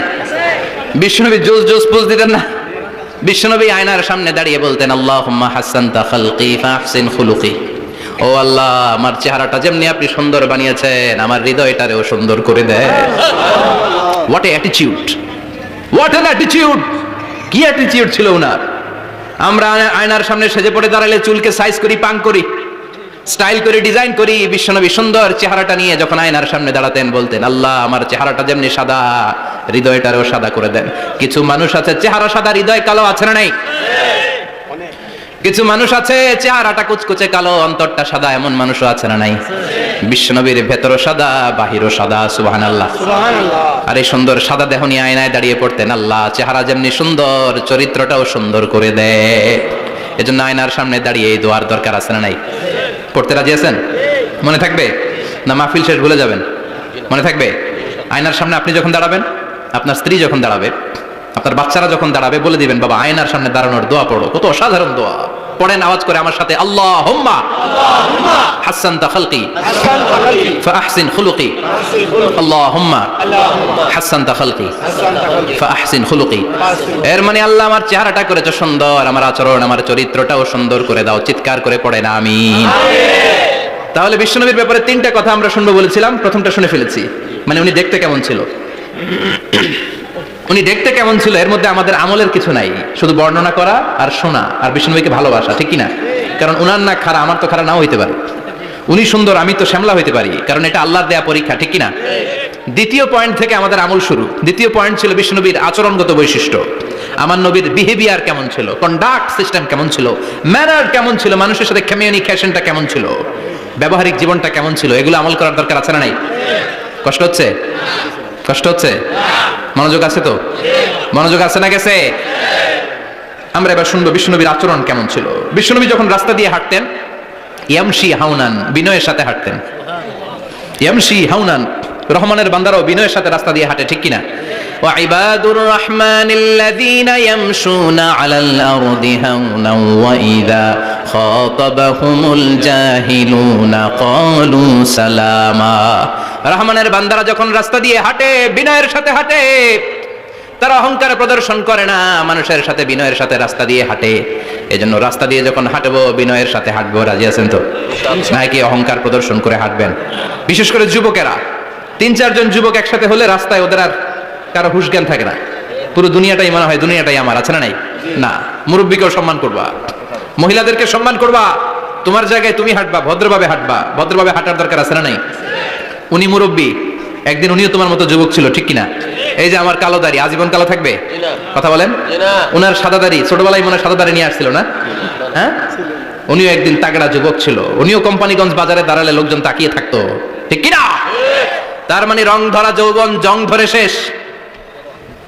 যৌবন সব সময় থাকে না, সার্টেন একটা পিরিয়ডের জন্য আল্লাহ দিয়েছে। এজন্য যুবক ভাইরা, তোমাদের রক্ত গরম, তোমাদেরকে বিনয়ী হতে হবে বেশি, ঠিক কিনা? রাজি আছো তো সবাই? বিশ্বনবী বিনয়ের সাথে হাঁটতেন। ওয়াকানা ইয়াতাবাসসাম, সবসময় মুচকি হাসতেন। কি করতেন? মুচকি হাসেন তো আপনারা? হাসেন না? মুচকি হাসবেন, কারণ মুচকি হাসতে পয়সা লাগে না। লাগে? মুচকি হাসি দেন তো একটা। এই যে সবার এখন মুচকি হাসি, পয়সা লাগছে? কথা কর। তাবাসসুমুকা ফি ওয়াজহি আখিকা সাদাকা, you would smile to your brother, it's a charity. তুমি তোমার ভাইয়ের দিকে তাকিয়ে যে মুচকি হাসবে, এত সদকা দেওয়ার সওয়াব হয়ে যাবে। সুবহানাল্লাহ। বিশ্বনবী সব সময় মুচকি হাসতেন। হাসি 3 ধরনের, তাবাসসুম, দিহক, কাহকাহা। কাহকাহা মানে অট্টহাসি, আলিফ লাইলার দত্তরা যেমন হাসি দেয়, ওই হাসি। এটা নামাজের মধ্যে কেউ দিলে নামাজও শেষ, ওযুও শেষ। আর দিহক, হালকা আওয়াজে হাসি, সামান্য দাঁত দেখা যায় মাঝে মাঝে। বিশ্বনবী মজা করে এরকম হাসি দিতেন, কিন্তু সব সময় বিশ্বনবীর ঠোঁটের মধ্যে মুচকি হাসি লেগেই থাকতো। তাহলে আমরা বিনয়ের সাথে হাঁটবো, নাম্বার 1। নাম্বার 2, সবসময় মুচকি হাসবো। রাজি আছেন? ঘরে যেই স্ত্রীকে একটা মুচকি হাসি দিবেন, আজকে রাতেই দিবেন, যেই একটা মুচকি হাসি। রাজি আছেন? হ্যাঁ, ভালোবাসা বাড়াই দিবে কে? কথা কয় না। ভালোবাসার কথা আসলে আওয়াজ কমে যায়। ভালোবাসার কথাও কোরআনে আছে না নাই? আল্লাহু আকবার। আল্লাহ দাম্পত্য জীবনের ভালোবাসা তুমি বাড়িয়ে দাও। আমিন। ইদাল তাফাতা ইলতাফাতা জামিআন। এই দুই একজন ওঠা বসা করতেছে কেন? হাজত আছে। ওঠা বসা করা যাবে না, বসেন। আর অল্প কয়েক মিনিট কথা বলবো। এখানে তো অনেক বিশৃঙ্খল, আমি তো বলতেছি না কিছু, অনেক বিশৃঙ্খল হয়ে গেছে মাহফিলটা। ওঠা বসা করা যাবে না, বসেন। 2-4 মিনিট কথা বলে আমরা একসাথে বিদায় নিব। কারণ এই মাহফিলগুলোর একটা সৌন্দর্য আছে, আপনি ওঠা বসা করলে সৌন্দর্যটা নষ্ট হয়। আপনি কি মনে করছেন শুধু এই মিডিয়া কর্মীরাই ভিডিও করে, ফেরেশতাদের ভিডিও নাই? ওয়া কুল্লা শাইইন আহসাইনাহু ফি ইমামিন মুবিন। ফেরেশতাদের ভিডিও ক্যামেরার নাম ইমামুম মুবিন। সুবহানাল্লাহ পড়েন। এই ইমামুম মুবিন নামক ক্যামকর্ডার, এটা দিয়ে তারা রেকর্ড করে নিয়ে যায়। এজন্য ওঠা বসা করলে এটা সুন্দর লাগবে। কথা বলেন। আর উঠবেন কেউ? আর কয়েক মিনিট কথা বলবো, আমরা কেউ উঠবো না ইনশাআল্লাহ। পড়েন। ইদাল তাফাতা ইলতাফাতা জামিআন। বিশ্বনবীর যদি ডানে বায়ে কোথাও তাকানোর দরকার হতো, উনি আর চোখে তাকাতেন না। অনেকে এইভাবে বসে আছে, ডানে এমনে তাকায়, এমনে আছে না নাই? এইভাবে এমনে তাকায়, আছে না নাই? এইভাবে তাকানো যাবে না। বিশ্বনবী ডানে তাকানোর দরকার হলে ইলতাফাতা জামিআন, অ্যাবাউট টার্ন, ঘুরে যেতেন, ঘুরে এইভাবে তাকাতেন। আবার বায়ে তাকানোর দরকার হলে বুকটা নিয়ে, শরীরটা নিয়ে ঘুরে যেতেন, এইভাবে তাকাতেন। সুবহানাল্লাহ পড়বেন না? আর চোখে তাকানো কি ভালো স্বভাব? বিশ্বনবী ইদাল তাফাতা ইলতাফাতা জামিআন, যেদিকে তাকাবেন ওদিকে ফুললি মনোনিবেশ করতেন, তারপরে তাকাতেন। সুবহানাল্লাহ পড়েন। ওয়া কানা মুস্তাহিয়ান, লাজুক ছিলেন, বেশ লাজুক। এখন সমাজে লাজুকতা নাই, লাজ শরম আমরা হারাতে বসেছি, ঠিক কিনা? বিশ্বনবী আসাদ্দু হায়াআন মিনাল আযরা ফি খিদ্রিহা, যেই মেয়েদের বিয়ে হয় নাই, এমন ভার্জিন নারী, কুমারী নারী যারা পর্দার ভেতরে অনেক লাজুক হয়ে বসে থাকে, বিশ্বনবী পর্দার আড়ালের ওই কুমারী নারীদের চাইতেও বেশি লাজুক ছিলেন। এত লাজুক ছিলেন, এত লাজুক ছিলেন, লজ্জা পেলে চেহারাটা বিশ্বনবীর লাল হয়ে যেত। ছোট্টবেলায় হালিমাতু সাদিয়ার বাড়িতে যখন দুধ খেতে গিয়েছিলেন, বিশ্বনবীর দুধমা হালিমাতু সাদিয়া বলে, এই কুরাইশি মোহাম্মদ ছেলেটাকে কখনো কাঁদতে দেখি নাই। ক্ষুধা লাগলেও কাঁদে না, ব্যথা পেলেও কাঁদে না, শুধু লজ্জাস্থানের জায়গা থেকে কাপড়টা একটু সরে গেলে ছোট্ট মোহাম্মদ চিৎকার দিয়ে ওঠে। কি বোঝে সে? ক্ষুধা লাগলেও কাঁদতো না, ব্যথা পেলেও কাঁদতো না, লজ্জাস্থানের জায়গা থেকে কাপড় সরে গেলে বিশ্বনবী চিৎকার দিয়ে উঠতেন। সুবহানাল্লাহ পড়েন। এজন্য লজ্জা শরমের দরকার আছে না নাই? ইযা লাম তাস্তাহি ফাসনা মা শিতা। যদি লজ্জা শরম না থাকে, যা মন চায় তাই করতে পারো। এটা আমাদের বাংলাদেশে ব্যাপক। লাজ শরম কিচ্ছু নাই, যে যেটার যোগ্য না সে সেটা করতে যায়, ঠিক কিনা? এই যে হিরো আলমের মনোনয়ন নিয়ে টানাটানি, কোনো লজ্জা শরম আছে? আমার যোগ্যতা থাকতে হবে না? আমাকে রাজনীতি জানতে হবে না? আমাকে যদি আজকে বলে মিজানুর রহমান আজহারী আপনি অনেক কোয়ালিফাইড লোক, আপনি কালকেই দেশের প্রধানমন্ত্রী, আমি ওই জায়গায় বেহুশ, কারণ আমার নাই কোনো রাজনৈতিক জ্ঞান, নাই কোনো ডিপ্লোম্যাটিক জ্ঞান, নাই কোনো কূটনৈতিক জ্ঞান, এই কাজ আমার নয়। এজন্য লাজুকতার বড় দরকার। যেখানে যার বসা দরকার সে সেখানে যাবে। কিয়ামতের আগে যেই লোক যেই চেয়ারে বসার দরকার ওই লোক ওই চেয়ারে বসবে না। এটা হলো কিয়ামতের আলামত। জোরে কোন ঠিক কিনা? সভাপতি হওয়ার যোগ্যতা নাই, সভাপতি হয়, আছে না নাই? সেক্রেটারি হওয়ার যোগ্যতা নাই, সেক্রেটারি হয়, এরকম সমাজে আছে না নাই? নেতা হওয়ার যোগ্যতা নাই, নেতা হয়, আছে না নাই? সবগুলো কিয়ামতের আলামত। আমার বিশ্বনবী এমন লাজুক ছিলেন, বিশ্বনবীর মতো এমন লাজুক নবী আর কেউ ছিল নাকি? কথা বলেন। ওয়া কানা আসহাবুল মাইমানা, বিষ্ণুবী ডানপন্থী ছিলেন। কি পন্থী? কি পন্থী? মুষ্টিবদ্ধ ডান হাতটাকে এরকম উপরের দিকে করেন আর চিৎকার করে বলেন, বিশ্বনবী কোন পন্থী ছিল? আমরা কোন পন্থী? জান্নাতে কারা ঢুকবে? কোন বামপন্থীর স্থান জান্নাতের ভেতরে হবে? চিৎকার করে বলেন, কোন নাস্তিক জান্নাতে ঢুকতে পারবে? এজন্য নবীদের মতো ডানপন্থী হতে হবে। জোরে কোন ঠিক কিনা? বিশ্বনবী সব ভালো কাজগুলো ডান দিক দিয়ে করতে পছন্দ করতেন। জামা পরলে ডান দিক দিয়ে, খাবার বিতরণ করলে ডান দিক দিয়ে, মুসাফা করা শুরু করলে ডান দিক দিয়ে, ডান দিক দিয়ে ভালো কাজ বিশ্বনবী পছন্দ করতেন। সুবহানাল্লাহ পড়েন। আসহাবুল মাইমানা, বিশ্বনবী মেহমানদারি করতে পছন্দ করতেন। আমরা করি তো? মেহমানদারি করান? মেহমান ঘরে আসলে ভালো লাগে? খারাপ লাগে কার কার দেখি? সবার ভালো লাগে, কিন্তু আমরা অনেকে খুশি হই না। মেহমান আসলে নাখোশ হই, নিজেই খাইতে পাই না। মেহমান আইছে কে? খাওয়ামু করতে, খাওন নাই, যেন ও খাওন বানাইছে। খাওন পাঠায় কে? আল্লাহ। রিজিক দেয় কে? আল্লাহ। গোটা বিশ্বের সবাই মিলে আমরা একটা চাল বানাতে পারবো নাকি? ওমিয়া চাইনিজ চাউল না, চাইনিজ ডিম না, ওগুলো সবাই পারে, ঠিক কিনা? আল্লাহর বানানো ন্যাচারাল চাল, গাছের মধ্যে হওয়া যেই চাল, ধান আল্লাহ তৈরি করেছে, এরকম ধান, এরকম একটা পেয়ারা, এরকম ছোট্ট একটা কমলার টুকরা গোটা বিশ্বের সবাই মিলে বানাতে পারে নাকি? এজন্য রিজিকের মালিক কে? মেহমান আপনার রিজিকে ভাগ বসাতে আসে না, সে তো তার রিজিক নিয়ে আসে, সে আরো এসে আপনার রিজিকে বরকত ঢুকিয়ে দিয়ে যায়। চিল্লা এখন ঠিক কিনা? কারণ আমরা বরকতে বিশ্বাসী। বরকত বিশ্বাস করেন? 5 লাখ টাকা মাসে কামায়, ডাইন হাতে বা হাতে, আছে না নাই? হালাল হারাম ইচ্ছা মতো কামায়, মাস শেষে কিচ্ছু থাকে না। এরকম ডাকাইত আছে না নাই? হসপিটালের একটা বিল পরিশোধ করতে 3 লাখ চলে যায়, ঋণের বোঝায় জর্জরিত, রাতে ঘুম নাই, তার মানে বরকত নাই। আরেকজনের বেতন 20,000, কয় হাজার? বাড়ি ভাড়া 6,000, বাজার খরচ 6,000, ছেলে মেয়ের স্কুলের বেতন 6,000, বেড়ায় দান করে আরো 1,000, আরো থাকে। সুবহানাল্লাহ পড়েন। দিস ইজ কল্ড বারাকা। 20,000 এর বেতনের ভিতরে বারাকা ছিল। 5 লক্ষ ইনকাম, 1 টাকাও নাই, ঠিক কি না? এজন্য কোটি টাকার মালিক দেখলে মনে করবেন না অনেক সুখ। এই দুনিয়ার জীবনটা ধোঁকা, মোহাচ্ছন্ন হয়ে আছি আমরা। এটা ধোঁকা, এটা মরিচিকা, এটা চাকচিক্যময় একটা জায়গা। মৃত্যুর পর মনে হবে একটা দুঃস্বপ্ন ঘটেছিল আমার। বিশাল এক জগৎ পড়ে আছে সামনে। দুনিয়াটাই ধোঁকা, দুনিয়াটাই মোহের জায়গা। আমরা সবাই মোহাচ্ছন্ন হয়ে আছি। দুনিয়ার উদাহরণ হলো 3টা লাশ আর 4টা স্বর্ণের টুকরার সমাদ। 3 জন যুবক কাজের জন্য বেরিয়েছে, পথিমধ্যে 4টা স্বর্ণের টুকরা পেয়েছে। যুবক কয়টা? স্বর্ণ পাইছে কয়টা? মহা খুশি, খুশিতে বাকবাকুম। 4টা স্বর্ণের বড় বড় টুকরা পাইছে। আমরা আজীবন খেলে বসে খেয়ে যেতে পারবো, কিচ্ছু লাগবে না আমাদের। 3 বন্ধু বলে ভাগ করি, আরেকজন বলে ক্ষুধা লাগছে। একজন যা বাজার থেকে রুটি কিনে নিয়ে আয়, খাওয়ার পরে ভাগ করবো। একজন রুটি কিনতে গেল, শয়তান 2টারে বুঝায়, ওইটারে মারতে পারলে ভাগ বটোয়ারা সহজ হবে। তোরা 2 জন স্বর্ণ 4টা, তুই নিবি 2টা, ও নিবে 2টা। হিসাব সহজ না? 2 বন্ধু প্ল্যান করছে, ওইটারে মাইরা তুই 2টা, আমি 2টা। যেটা রুটি আনতে গেছে প্ল্যান করেছে, রুটির মধ্যে বিষ মিশায় নেই। কি মিশাবো? বিষ। তাহলে বিষ খাওয়া রুটি খেয়ে ওই 2টা সে সব পাবে, আমি পাবো। ভাগাভাগির কিছু নাই, সব যাবে আমার কাছে। 4টা স্বর্ণের টুকরার মালিক আমি। রুটির মধ্যে বিষ মেখে নিয়ে এসেছে। ওই 2 বন্ধু প্ল্যান অনুযায়ী ওইটারে ধরে মেরে ফেলছে। এবার মহা খুশি। এক বন্ধু কয়, এবার তো ভাগ বটর আর কিছু নাই, তুই 2টা, আমি 2টা, আগে খাইয়া লইস। আগে খাওয়ার পরে এই 2টাও নাই। 3টা লাশ, 4টা স্বর্ণের টুকরা। এটাই তো দুনিয়ার জীবন, ঠিক কিনা? আসল জীবন কবর থেকে শুরু হবে, কোন ঠিক কিনা? একদিন মাটির ভেতরে হবে ঘরে মন আমার, কেন বাঁধো দালান ঘরে মন আমার, কেন বাঁধো দালান ঘর, ঠিক কিনা? দুনিয়ার জীবন আসল জীবন না, এটা মরিচিকা, এটা ধোঁকা, এটা মোহ, এটা শয়তানের চাকচিক্য। আসল জীবন কবরের জীবন। আসল জীবন সামনে পড়ে আছে, জন্য বরকতে বিশ্বাস করি আমরা, ঠিক কিনা?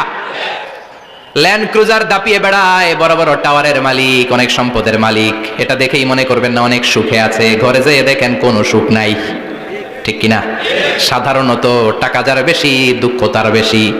টাকা যার কম, সুখ তার বেশি। সুবহানাল্লাহ পড়েন। আল কানাআতু মিনাল ইসলাম। এজন্য আমার শ্রমিক ভাইয়েরা, আপনাদের 1 পা জান্নাতে এমনিই ঢুকে আছে। নামাজ পড়বেন, মা বাবার খেদমত করবেন, ইসলামের নিয়মগুলো মানবেন, 2য় পাটাও জান্নাতে ঢুকায় দিবে কে? আর যারা কোটি কোটি টাকার পাহাড় বানিয়েছে, ওদের হিসাবের ফিরিস্তি অনেক বড়। বিশাল বাড়ির মালিক, ল্যান্ড ক্রুজার চালায়, সাবরোলেট চালায়, পোরশে, ফারারে, ল্যাম্বরগিনি চালায়, আছে না নাই? ঘরে সুখ নাই, রাতে ঘুম নাই, টেনশন আর টেনশন। 4টা ট্যাবলেট খেয়ে আধা ঘন্টা ঘুমাতে পারে না, এরকম ধনী আছে না নাই? সব ধনীরা আবার এক পাল্লায় মাইপেন না। হালাল পন্থায় মাথার ঘাম পায়ে ফেলে যেই ধনী ব্যবসায়ীরা বড় লোক হয়েছে, ওদের ঘরে ঠিকই শান্তি আছে। তার মানে টাকা যার বেশি, ওষুধ তার বেশি, কিচ্ছু খেতে পারে না। দেখবেন ধনীদের খাবারের ডায়েটে থাকে ভেজিটেবলস আইটেম, ঠিক কিনা? এমনি হজম হয় না, আবার ডাক্তারের কাছে গেলে বলে কিচ্ছু খাবেন না, খালি ঘাস খাবেন। কি খাবেন? মানে ভেজিটেবল খাবেন, সবজি খাবেন তো সুস্থ থাকবেন, আছে না নাই? ঘুম নাই, শান্তি নাই। এই যে কোম্পানিগঞ্জ বাজারের যারা কুলি মজুর শ্রমিক, এদের ঘুমে ঝামেলা আছে? কথা বলেন।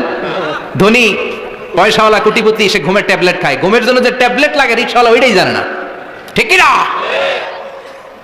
1000 কোটি টাকার মালিক হলে বাড়ি কিনা যায়, গাড়ি কিনা যায়, সুখ কিনা যায় না। কোম্পানিগঞ্জ বাজারে সুখ বিক্রি হয় এমন দোকান আছে নাকি? কথা কন, একটাও নাই। কি করলেন আপনারা? সুখের দোকান দিতে পারলেন না? কি আজীব তামাশা। টাকা দিয়ে সুখ কিনা যায় না, গাড়ি কিনা যায়, বাড়ি কিনা যায়, কিন্তু সুখ নো ওয়ে, কেনা যায় না। টাকা হলে জাজিম কিনা যায়, বালিশ কিনা যায়, ঘুম কিনা যায় না। ঘুম কিনা যায়? ফার্মেসিতে ডাক্তারের কাছে যে যদি বলেন 2000 টাকার ঘুম দেন, দিবে? ডাক্তার কি বলবে? দুরু মিয়া, আমারই ঘুম আসে না, তোমারে আমি ঘুম বিক্রি করব, আচ্ছা না নাই? শ্রমিক ভাই, রিক্সাওয়ালাদের ঘুমের ঝামেলা নাই। যেখানে রাই তো ওইখানেই, যেখানে রাই তো ওইখানেই কাই। ওর মাথা লাগতে দেরি বিছানায়, নাক ডাকতে দেরি হয়। ওর নাকের ডাকের আওয়াজে ট্রাকের ইঞ্জিনও ফেল, ঠিক কিনা? এজন্য আমরা বরকতে বিশ্বাসী। অল্প খাবো, অল্প পড়বো, অল্প জমাবো, অল্পের ভেতর বরকত দিয়েছে কে?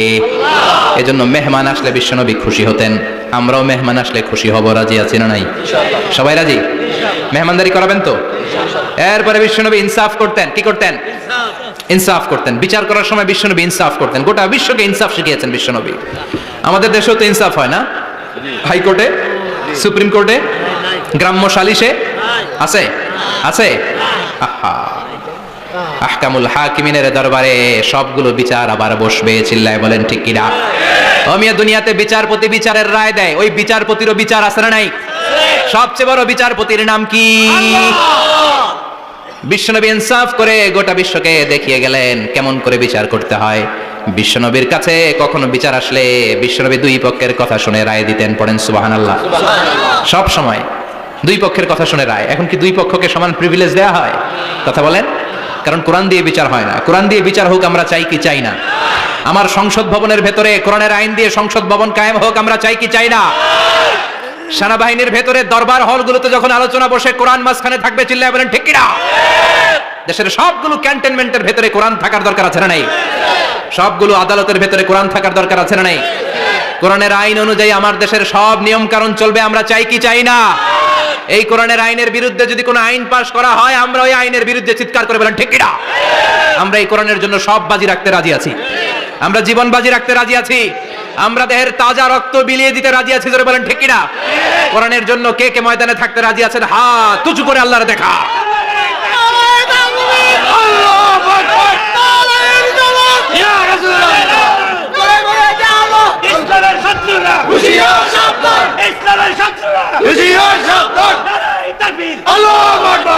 আল্লাহ কোরআনের জন্য যে ভালোবাসা এটাকে তুমি কবুল করো। আমরা যেন দেখে যেতে পারি যে এই দেশে কালেমার পতাকা পতপত করে উড়েছে। আমরা যারা ইসলামের পক্ষে এটাই আমাদের অপরাধ। আমরা ইসলামকে একটা বিজয়ী শক্তি হিসেবে দেখতে চাই। আমরা ইসলামকে পার্লামেন্টের ভেতরে দেখতে চাই। আমরা কালিমার পতাকা পতপত করে উঠছে এটা দেখে যেতে মরতে চাই। চিল্লায় বলেন ঠিক কিনা? বিশ্বনবী ইনসাফ শিখালেন। বিচার আসলে দুই পক্ষের কথা শুনতেন। বিশ্বনবীর স্ত্রী সাউদা এসে বলে, নবী আমি আপনার কুমারী বউ আয়েশার ঘরে তরকারি নিয়ে গিয়েছিলাম, ঝোল নিয়ে গিয়েছিলাম, কোন বর্ণনায় পায়েস নিয়ে গিয়েছিলাম। তরকারি দেওয়ার পরে আপনার স্ত্রী রেগে বলে, তরকারি দিলা কেন? আমি কি তরকারি রাঁধতে পারি না? আনলা কেন? রাগের চোটে তরকারির ঝোল নিয়ে পায়েস নিয়ে আমার গালের মধ্যে মাখিয়ে দিয়েছে আপনার বউ। আপনি তো শ্রেষ্ঠ বিচারক, ও নবী বিচার করে দেন। দুই বউয়ের মধ্যে ঝগড়া আছে না নাই? বিশ্বনবী সাউদার কথা শুনলেন, মা আয়েশাকে ডেকে পাঠালেন। মা আয়েশারে বললেন, ও আয়েশা আসলে এমনটা করেছো নাকি? মা আয়েশা বলে, নবী তখন আমার মেজাজটা বড্ড গরম ছিল, রাগের মাথায় ঝোল নিয়ে আমি সাউদার মুখে লাগিয়ে দিয়েছি। আসলে কাজটা ঠিক হয় নাই, আমারে ক্ষমা করেন। বিশ্বনবী দুইজনের কথা শুনে ঠান্ডা হয়ে বসলেন। সুবহানাল্লাহ। একজনের কথা শুনে রায় দেয় নাই, ঠিক কিনা? দুইজনের কথা শুনে বিশ্বনবী বললেন, আমার আদালতের রায় হচ্ছে কিসাস, টিট ফর ট্যাট। যেমন করেছো তেমন, ঘুষি মারলে ঘুষি, গুতা মারলে গুতা, ঠেলা মারলে ঠেলা, আছে না নাই? সাউদাকে যেমনি তুমি পায়েস মাখিয়ে দিয়েছো, সাউদাও পায়েসের বাটি থেকে কিছু পায়েস নিয়ে আয়েশার গালে মাখো। সুবহানাল্লাহ পড়েন। সাউদাও বিশ্বনবীর রায় অনুযায়ী বাটি থেকে পায়েসের ঝোল নিয়ে মা আয়েশার গালের মধ্যে মেখে দিলেন। মা আয়েশা কি আর করবেন, হেসে দিলেন। সাইয়েদাতুনা সাউদাও হাসলেন, বিশ্বনবীও হাসলেন। আরশের উপর থেকে খুশি হয়ে গেল কে? এজন্য কোরআন দিয়ে যদি, কোরআনের নিয়ম দিয়ে যদি বিশ্বনবীর শেখানো পন্থায় যদি বিচার হয়, ওই বিচারের মধ্যে ইনসাফ থাকবে, জুলুম থাকবে না। ওই বিচারের মধ্যে কোনো স্কাইপি কেলেঙ্কারি হবে না। আমাদের টেলিফোনের ফোনালাপ ফাঁস হয়ে যায়, স্কাইপি ফাঁস হয়ে যায়, অনেক ঝামেলা হয়ে যায়, আছে না নাই? এরপরেও জনগণের চোখ খোলে না। আল্লাহ তুমি চোখ খোলার তৌফিক দাও, সহি সমাজ দান করো। পড়ে না আমিন। বিশ্বনবী ইনসাফ করতেন। বনু মাখজুমিয়া গোত্রের এক মহিলা চুরিতে ধরা পড়ল। কিসে ধরা পড়লো? কথা বলেন। চুরিতে। চুরি করলে নিয়ম কি? লাউ চুরি করলে, আম চুরি করলে, কলা চুরি করলে হাত কাটা যাবে না, এটা বড় চুরি। সুবহানাল্লাহ। ওমর ফারুক বলেছেন, দুর্ভিক্ষের বছর কেউ যদি চুরি করে তার হাত কেটে দেওয়া যাবে না, কারণ এটা অভাবের চুরি, এটা স্বভাবের চুরি না, ঠিক কিনা? ঘরে খাবার নাই, পেটে দানা পানি নাই, লাউ চুরি করছে, মুরগি চুরি করছে, এই চোরের হাত কেটে দিও না, কারণ সে ক্ষুধার্ত, পেটে খাবার আছে, গায়ে জামা আছে, সমাজে সম্মান আছে, তারপরে পুরো দেশটা খেয়ে ফেলতে চায়, এরকম ডাকাত আছে না নাই? দেশের টাকা পাচার করে, ব্ল্যাক মানি করে, এরকম ডাকাত আছে না নাই? ঘুষ খেতে খেতে পেটটা এরকম হাতির মতো মোটা করেছে, এরকম ডাকাত আছে না নাই? দেশের সবকিছু লুণ্ঠন করে, এরকম আছে না নাই? এই ডাকাতদের হাত কাটার মধ্য দিয়ে হাত কাটার প্রোগ্রাম শুরু করতে হবে। এরকম একটা ডাকাতের হাত কেটে যদি দেশের গভর্নমেন্ট বাইতুল মোকাররমে জুমার নামাজের সামনে লাইভ সম্প্রচার করে, সারা বাংলাদেশের 18 কোটি মানুষ যদি দেখে, আর কেউ চুরি করবে? চুরি করার আগে 3 বার লাফ দিবে, যেরকম ঠিক কিনা? বনু মাখজুমিয়া গোত্রের এক নারী চুরিতে ধরা পড়লো। ভেরি প্রেস্টিজিয়াস এন্ড ডিগনিফাইড ফ্যামিলির মেয়ে। এলাকায় সম্ভ্রান্ত কিছু ফ্যামিলি থাকে না, এরকম বড় ফ্যামিলির মেয়ে। সব সাহাবারা বলল, এখন যদি নবী হাত কেটে দেয় মদিনাতে তো মারামারি হবে। ওসামা বিন যায়েদকে বলল, ওসামা তুমি বিশ্বনবীর সবচেয়ে প্রিয় পাত্র, হুব্বু রাসূলিল্লাহ, তুমি যাও বিশ্বনবীরে বলো হাত যেন কেটে না দেয়। ওসামা যে বলে, নবী গো, সব সাহাবারা বলেছে এই মেয়ের হাত কাটলে মদিনায় ঝামেলা হবে, হাত কেটে দিয়েন না। এই কথা শুনে বিশ্বনবীর চেহারাটারে লাল করে দিল কে? আল্লাহ। বিশ্বনবী বললেন, ওসামা কোত্থেকে এত বড় স্পর্ধা পেলি রে তুই ওসামা? এই আইনটা তো আমি বানাই নাই, আরশের উপর থেকে এই আইনটা নাজিল করেছে কে? আস-সারিকু ওয়াস-সারিকাতু ফাকতাউ আইদিয়াহুমা জাযাআম বিমা কাসাবা নাকালাম মিনাল্লাহ ওয়াল্লাহু আজিজুন হাকীম। সুবহানাল্লাহ পড়েন। If anyone steal something very precious from the society, from house, the government should cut down his right hand. দামি কিছু চুরি করলে গভর্নমেন্ট কাটবে, আমরা কাটতে পারবো? এটা সরকারের কাজ, সরকার ডান হাত কেটে দিবে। ওসামা, এটা আল্লাহর আইন। কেমন করে আল্লাহর আইনে তুমি সুপারিশ করতে আসো? কোন বনু মাখজুমিয়া গোত্রের মেয়ে? ওই মেয়ে তো দূরের কথা, আমার কলিজার টুকরা ফাতেমাও যদি চুরি করে, আমি রামদানিয়ে ফাতেমার ডান হাতটা এক কোপ দিয়ে কেটে দিতে এক মুহূর্ত দেরি করব না রে ওসামা। জাস্টিস, ইনসাফ শিখে নাও। কেমন করে প্রতিষ্ঠা করেছে বিশ্বনবী, চিৎকার করে বলেন ঠিক কিনা? এগুলো হচ্ছে বিশ্বনবীর অভ্যাস, আচরণ। বিশ্বনবী ধীরস্থির ভাবে কথা বলতেন, তাড়াহুড়ো করতেন না। সাহাবারা বলতেন, বিশ্বনবী যখন কথা বলতেন প্রতিটা শব্দ আলাদা করা যেত, প্রতিটা অক্ষর আলাদা করা যেত। আল্লাহু আকবার।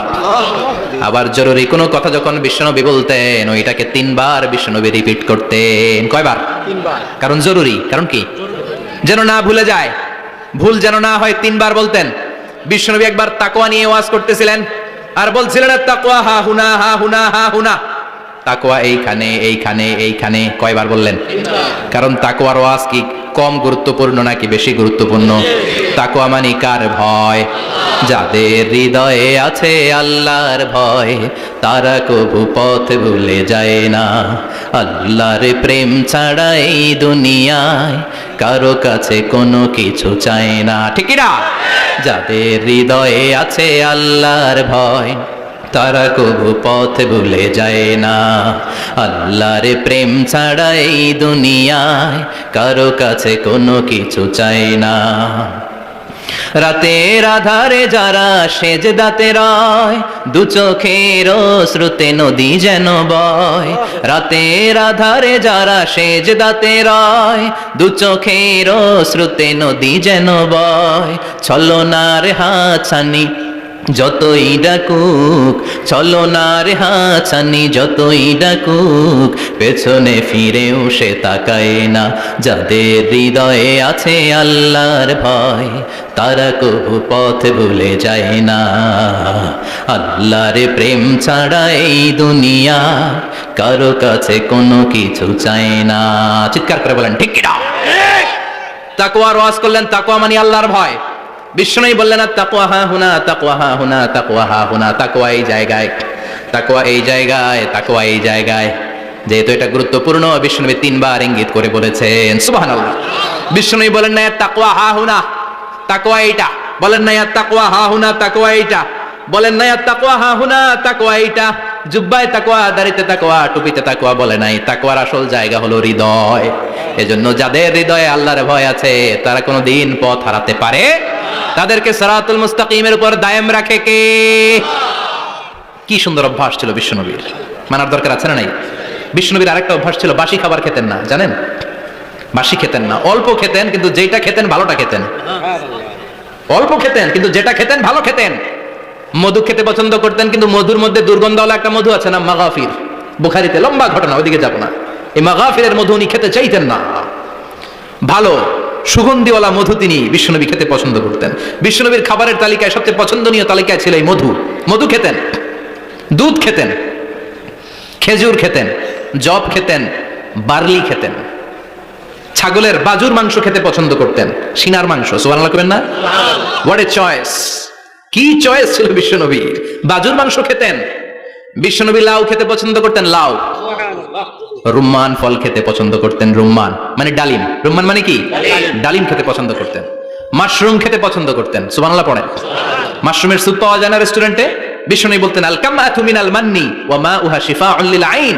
এই কামআ মানে মাশরুম, ব্যাঙের ছাতা, এটা হলো মান্না সালোয়ার মতো দামি খাবার। আর এই মাশরুমের স্যুপ চোখের জন্য মহৌষধ। যাদের রাতকানা দিনকানা আছে, মাশরুমের স্যুপ খান, চোখ ভালো করে দিবে কে? এজন্য বিশ্বনবী যেগুলো খেত এগুলো খাওয়ার দরকার আছে না নাই? বিশ্বনবীর যে সুন্দর চরিত্র ছিল, আচরণ ছিল, এগুলো পালনের দরকার আছে না নাই? তাহলে বিশ্বনবীর তিনটা কথা বলবো বলেছিলাম। প্রথম কথা ছিল দেখতে কেমন ছিল। অনেক কথা এত বলা যাবে না, সংক্ষেপে বললাম যে বিশ্বনবীর আচরণ কেমন ছিল। এখন শুনবো শেষ কথা বলে যাই, বিশ্বনবীর ইন্টেলেকচুয়াল পাওয়ার কেমন ছিল, ওনার বুদ্ধিমত্তা কেমন ছিল। Our beloved prophet Muhammad, the last messenger, was a very good mediator. বিশ্বনবী ভালো মিডিয়েটর ছিলেন। বিশ্বনবী ভালো মধ্যস্থতাকারী ছিলেন। ঝগড়া লাগলে মিলাই দিতে পারতেন, চমৎকার। সুবহানাল্লাহ বাড়িতে দেয়া জিমায় পড়ছেন? কষ্ট হচ্ছে? আর কয়েক মিনিট পড়বো, একটা তাকবীর দেন, লিল্লাহি তাকবীর। He was a very good mediator. মধ্যস্থতাকারী ব্যক্তিত্ব ছিলেন। স্বামী স্ত্রীর মধ্যে ঝগড়া লাগলে মিলাই দিতেন, বন্ধু বন্ধু ঝগড়া মিলাই দিতেন, সমাজে সমাজে মারামারি মিলাই দিতেন। মক্কা থেকে মদিনায় যখন গেলেন, মদিনায় 120 বছরের একটা যুদ্ধ চলছিল, কেউ যুদ্ধটা থামাতে পারে না। বিশ্বনবী 7 দিনের ব্যবধানে যুদ্ধ থামিয়ে দিলে। Intellectual capacity, very good mediator. এজন্য বিশ্বনবীর উম্মত যারা, তাদের অভ্যাস হবে ঝগড়া লাগায় দেওয়া যাবে না, মিলাই দিতে হবে। ঠিক কিনা? আমরা যদি ঝগড়া দেখি দূর থেকে আরো লাগায় দিতে চাই, আছে না নাই? কোম্পানিগঞ্জ বাজারে ঝগড়া, কয় লাগুক আরো লাগুক, ধরবি না, থামাবি না, দূর থেকে মজা দেখি, মজাই লাগে, এরকম ডাকাইত আছে না নাই? আগুন লাগলে পানি দিয়ে নেবায়, অনেকে তেল ঢালে, আছে না নাই? কি করবেন? মিলিয়ে দিবেন। আপনার মর্যাদা বাড়িয়ে দিবে কে? আল্লাহ। বিশ্বনবী ভেরি গুড মিডিয়েটর ছিলেন। বিশ্বনবী লজিক্যাল এবং রেশনাল ছিলেন, বুদ্ধিমত্তাকে কাজে লাগাতেন। এক সাহাবী এসে বলে, নবী ইযান লি বিজিনা, আমারে জিনার অনুমতি দেন। কিসের অনুমতি? কার কাছে অনুমতি চাইলো? অন্যান্য সাহাবারা এই যুবক ছেলেটাকে ধমকাতে লাগলো, বসো, এই মিয়া বসো, বিশ্বনবীর কাছে কি কথা বলে এগুলা? ওই যুবক বসে রইল। বিশ্বনবী কাজ সারলেন, এরপর বললেন, আইনাস শাবাব, ওই যুবকটা কোথায়, এদিকে আসো, কি চাইছো বলো। কয়, বিশ্বনবী আপনি আমারে জিনা করার অনুমতি দেন। বিশ্বনবী যুবকটারে কাছে ডেকে আনলেন, বললেন, ও যুবক, তোমার ঘরে বোন আছে কিনা? কয় আছে। তোমার বোনের সাথে কোনো পুরুষ জিনা করুক, তোমার কেমন লাগবে? সে বলে, আমি এই পুরুষটারে হত্যা করব। হত্যা করবা? ওকে, ডান। তোমার ঘরে মা আছে কিনা? আছে। তোমার মায়ের সাথে পর পুরুষ জিনা করবে, কেমন লাগবে? আমি সাইজ করবো ওরে। তোমার ঘরে স্ত্রী আছে কিনা? আছে। তোমার স্ত্রীর সাথে যদি কেউ জিনা করে কেমন লাগবে? বলে, আমি তারে ছাড়বো না। বিশ্বনবী বললেন, তাহলে যেই মহিলার সাথে তুমি জিনা করবা, সেও তো কারো বোন, সেও তো কারো স্ত্রী, সেও তো কারো মা, ঠিক কিনা? সুবহানাল্লাহ, হোয়াট এন ইন্টেলেকচুয়াল ক্যাপাসিটি। যুবক বলে, তাই তো, এইভাবে তো ভাবি নাই। আমি যার সাথে পাপ কর্ম করব, সেও তো কারো বোন হবে, সেও তো কারো মা হবে, সেও তো কারো স্ত্রী হবে। ও নবী, আপনি আমারে মাফ করে দেন, আমার জন্য দোয়া করে দেন, যেন তাকওয়ার উপর জীবন প্রতিষ্ঠা করতে পারি। লজিক্যালি জিনিসকে সলভ করার চেষ্টা করতেন। মুআয ইবনে জবালকে বিশ্বনবী সাল্লাল্লাহু আলাইহি ওয়াসাল্লাম ইমাম বানিয়ে পাঠালেন। উনি ইমামতি করতে গেলেন এক মসজিদে। মাগরিবের সালাতে উনি লম্বা কেরাত ধরলেন। এশার নামাজ শুরু করলেন সূরা বাকারা দিয়ে, কোরআনের সবচেয়ে ছোট সূরা। হ্যাঁ, বড়? কত বড়? বিশাল বড়। এখন ওই এলাকার মুসল্লিরা ছিল কৃষক মুসল্লি। এক কৃষক মুসল্লি সাহাবী নামাজের পেছনে দাঁড়ালেন, দেখলেন বাকারা দিয়ে ধরছে, কেরাত শেষ হয় না, আর দাঁড়িয়ে থাকতে পারে না, পায়ে ব্যথা করে, পিঠে ব্যথা করে। কিছুক্ষণ পর রেগে মেগে নামাজ ছেড়ে দিয়ে বারান্দায় নামাজ পড়ে বিশ্বনবীর কাছে বিচার দিতে গেলেন। যে বললেন, নবী এমন ইমাম পাঠাইছেন এশা পরে বাকারা দিয়া। বিশ্বনবীকে সর্বনাশ, মুআয তো ভেজাল লাগাই ফেলতেছে। ডেকে পাঠালেন, সহিহ বুখারীর বর্ণনা। বিশ্বনবী বললেন, মুআয, হোয়াট আর ইউ ডুইং দেয়ার? কি করছো তুমি সেখানে? আফাতানুন আনতা ইয়া মুআয, ও মুআয, তুমি কি ফিতনা বাজাও নাকি? তুমি কি ফিতনা ছড়াচ্ছ নাকি? খেটে খাওয়া মানুষ, কৃষক মানুষ, মাঝারি সাইজের কত সুন্দর সূরা আছে, ওয়াদ-দুহা ওয়াল-লাইলি ইযা সাজা, আল-কারিআতু মাল-কারিআ, আসনা নাই, আলহাকুমুত তাকাসুর, আসনা নাই। এগুলো দিয়ে না পড়ে বড় বড় সূরাতুল্লাহ কেন্দ্রে মুআজ, আফাতানুন আনতা ইয়া মুআজ, তোমারে কি আমি অ্যাপয়েন্টমেন্ট দিছি তুমি ফিতনা বাজাবা? খবরদার মুআজ, ইয়াসসিরু ওয়ালা তুআসসিরু, ইসলামকে মানুষের কাছে সহজ করে উপস্থাপন করবা। বাশশিরু ওয়ালা তুনাফফিরু, ইসলামকে এমন ভাবে উপস্থাপন করবা না যে তোমার কথা শুনে মানুষ দিন থেকে ভেগে ভেগে যায়। তাহলে এই দায়ভার ইসলামের নয়, এই দায়ভার বর্তাবে তোমার কাঁধের উপর। চিৎকার করে বলেন ঠিক কিনা? আমাদের মধ্যে অনেকে ইসলামকে অনেক কঠিন করে ফেলে, মানুষকে আশার বাণী শোনায় না, কয় এমনি না পড়লে আপনার বাদ, আপনি বেদাত করছেন, আপনি শিরক করছেন, আপনার কিচ্ছু হবে না। যারে বলে কিচ্ছু হবে না সে বলে আমার যেহেতু কিচ্ছু হবে না তোর কথা শোনার আমার দরকার নাই, যে আমার আশার বাণী শোনায় আমি তার কাছে যাই। ঠিক কিনা? এজন্য সহি ইসলাম আপনি প্রচার করবেন, but your approach should be very flexible. 100 বছর যেটা চালু আছে আপনি একদিনই উঠিয়ে দিতে পারবেন? It's not a logical approach. বিশ্বনবীর অ্যাপ্রোচ, বিশ্বনবীর রেশনাল ক্যাপাসিটি এমনটা ছিল না।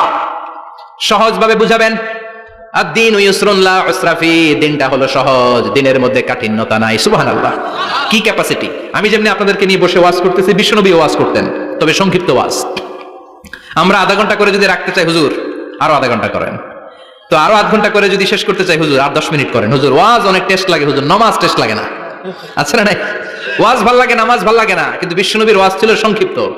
আর বিশ্বনবী বলতেন, one of the minor sign before the day of judgement, your lecture will be longer, your সালাত উইল বি শর্টার। কিয়ামতের আগে তোমাদের লেকচার, ইসলামী লেকচার লম্বা হবে, নামাজ হয়ে যাবে সংক্ষিপ্ত। এই আলামত সমাজে আছে না নাই?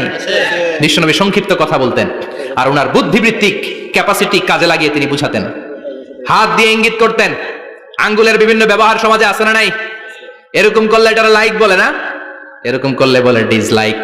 আবার ক্রিকেটে এরকম করলে কয় ছক্কা, আবার একটা উড়াইলে কয় তুই যা। একটা মানে কি? আবার বিজয় দেখায় কেমনে? কথা কন, ভিক্টরি। আছে না নাই? বিশ্বনবীও এটাকে মডার্ন টিচিং মেথডোলজি বলে। আধুনিক শিক্ষা পদ্ধতিতে এখন দেখবেন যে আগে ব্ল্যাক বোর্ডে লিখতো, এখন হোয়াইট বোর্ডে লিখে মার্কার দিয়ে। আগে বই থেকে বুঝাতো, এখন ভিজুয়ালাইজ করে, ভিডিও দেখিয়ে শেখানো হয়। ঠিক কিনা? বিশ্বনবী এটা করতেন। বিশ্বনবী একবার কিয়ামতের ওয়াজ করছেন, দুইটা আঙ্গুলকে এরকম করে বললেন, আনা বুইসতু আনা ওয়াস সাআতু কাহাতাইন, এই দুইটা আঙ্গুল যেমনি কাছাকাছি, আমি এবং কিয়ামত এরকম কাছাকাছি নাজিল হয়েছি। আমি এবং কিয়ামত এরকম কাছাকাছি। বুইসতু আনা ওয়াস সাআতু কাহাতাইন। আবার বলতেন, আনা ওয়া কাফিলুল ইয়াতীমি কাহাতাইন, আমি এবং ইয়াতীমের রক্ষণাবেক্ষণকারী এই দুইজন জান্নাতে এরকম কাছাকাছি থাকবো। কোন সুবহানাল্লাহ। এরকম আঙ্গুল দিয়ে বিশ্বনবী বুঝাতে চাইতেন। আবার মাটির মধ্যে খেজুর গাছের ডালা দিয়ে লম্বা একটা দাগ টানলেন, ডানে বায়ে অনেকগুলো দাগ টানলেন। সাহাবারা বললেন, এটা কি? বিশ্বনবী বললেন, এই যে দাগটা দেখলা, এই দাগটার নাম হলো সিরাতুল মুস্তাকিম। চিল্লায় বলেন, এই দাগটার নাম কি? সিরাতুল মুস্তাকিম। আর ডানে বায়ে ছোট ছোট যে দাগগুলো দিলাম, এগুলো হলো সুবুলুশ শায়তান, শয়তানের রাস্তা।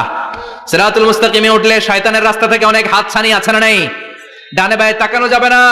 সিরাতুল মুস্তাকিমে যে তুমি উঠেছো, চলতে থাকে বা চলা শুরু হলো দুনিয়াতে, শেষ হয়ে যাবে জান্নাতে।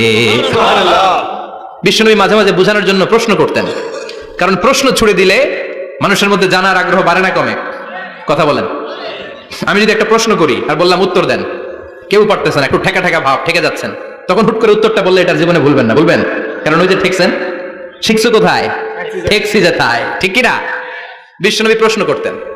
বিশ্বনবীর এই প্রশ্নটা বলে শেষ করছি। বিশ্বনবী সাহাবাদের মাঝখানে ওয়াজ করতেছেন আর বলতেছেন, ইন্না মিনাশ শাজারি শাজারা লা ইয়াসকুতু ওয়ারাকুহা মাসালুহু কামাসালিল মুসলিম।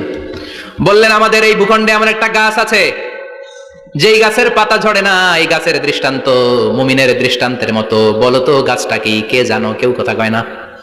কি গাছ? কি গাছ? কেউ কথা কয় না, কেউ বলতে পারে না। কেউ বলে শাজারাতুল বাওয়াদি, ওই ক্যাকটাস গাছ, পাহাড়ি গাছ, ওই গাছ, সেই গাছ। কেউ বলতে পারে নাই। বিশ্বনবী বললেন, কেউ পারো নাই? সঠিকটা শুনে নাও, ইন্নাহা নাখলা, এটা খেজুর গাছ। সুবহানাল্লাহ পড়েন। সাহাবীরা ভাবছে এটা তো ঘরের পাশে আছে, এটা মনে কয় নাই। সব ঘরের চিপায় আরব দেশে খেজুর গাছ, সাহাবারা ভাবছে এটা তো ঘরের গাছ, এটা মনে হয় জিজ্ঞেস করে না, এজন্য দূরে দূরে চিন্তা করছে। কোন সুবহানাল্লাহ। সব সাহাবীরা বাড়িতে ফিরে গেলেন। ওমরে ফারুক, ওনার ছেলে আব্দুল্লাহ ইবনে ওমরও গেল। আব্দুল্লাহ বলে, আব্বা, বিশ্বনবী যে জিজ্ঞেস করেছিল, বলো তো কোন গাছের পাতা ঝরে না, যেই গাছের দৃষ্টান্ত মুমিনের দৃষ্টান্তের মতো, আপনারা কেউ পারেন নাই, আমি কিন্তু জানতাম এটা খেজুর গাছ। ওমরে ফারুক বললেন, বেটা কইলি না কেন? কইতে পারলে নবীর সামনে আমার কলিজাটা এত বড় হয়ে যেত। সুবহানাল্লাহ। আমার কলিজার টুকরা ছেলে পেড়েছে, কেউ পারে নাই। আব্দুল্লাহ বলে, বাপ চাচা আপনারা কেউ পারেন না, আমি কই কেমনে? শরম লাগছে, শরম। সুবহানাল্লাহ কইবেন না? QA session, questioning answering session করে বিশ্বনবী সাহাবাদেরকে শিখাতে চাইতেন। এজন্য এ নবী এমন নবী যে নবীর পুরো জীবনের প্রতিটি ইঞ্চি ইঞ্চি জায়গাতে আমাদের জন্য শিক্ষা আছে না নাই? এই শিক্ষাগুলো গ্রহণ করতে রাজি আছেন তো? যা শুনলাম আমল করতে রাজি আছেন তো? বিশ্বনবীর জীবনী গ্রন্থ বেশি বেশি স্টাডি করতে রাজি আছেন ইনশাআল্লাহ? 2-4 জন কইছে খালি। সবাই রাজি আছেন তো ইনশাআল্লাহ? যাদের ঘরে বিশ্বনবীর কোনো জীবনী নাই, বাংলা অনেক জীবনী গ্রন্থ পাওয়া যায়। কোম্পানিগঞ্জের ইসলামী যে লাইব্রেরিগুলো আছে সেখান থেকে বিশ্বনবীর জীবনী গ্রন্থ কালেক্ট করে পড়বেন। বিশ্বনবীর জীবনী হচ্ছে আমাদের জন্য মডেল, ঠিক কি না? এবং এই মডেল অনুযায়ী যদি আমাদের জীবনকে আমরা সাজাতে পারি, জান্নাতের দুয়ারগুলো আমাদের জন্য খোলা রাখবে কে? আল্লাহ আমাদের সবাইকে কথাগুলো বুঝার, আমল করার তৌফিক দান করুক। আমরা পড়ি আমিন। আমিন। কেউ উঠবেন না। যতগুলো কথা বলেছি কোরআন সুন্নাহর আলোকে বলেছি, বানিয়ে কিছু বলি নাই। তারপরেও আমার মনের অজান্তে কোনো মিস ইনফরমেশন যদি আমার মুখ ফসকে বেরিয়ে যায়, সেগুলো যেন আল্লাহ তাআলা আপনাদের স্মৃতিপট থেকে মুছে দেয়। আমরা পড়ি আমিন। সত্য, সুন্দর, কল্যাণকর, হকের পক্ষে যা বললাম তার সবটুকুন আল্লাহ তাআলা প্রথমে আমাকে এবং আপনাদের সবাইকে আমলের তৌফিক দান করে। আমরা পড়ি আমিন। আপনারা সবাই ভালো থাকবেন, সুস্থ থাকবেন, সুন্দর থাকবেন, কোরআনের সাথে থাকবেন। সুবহানাকাল্লাহুম্মা বিহামদিকা আশহাদু আল্লা ইলাহা ইল্লা আনতা আস্তাগফিরুকা ওয়া আতুবু ইলাইক।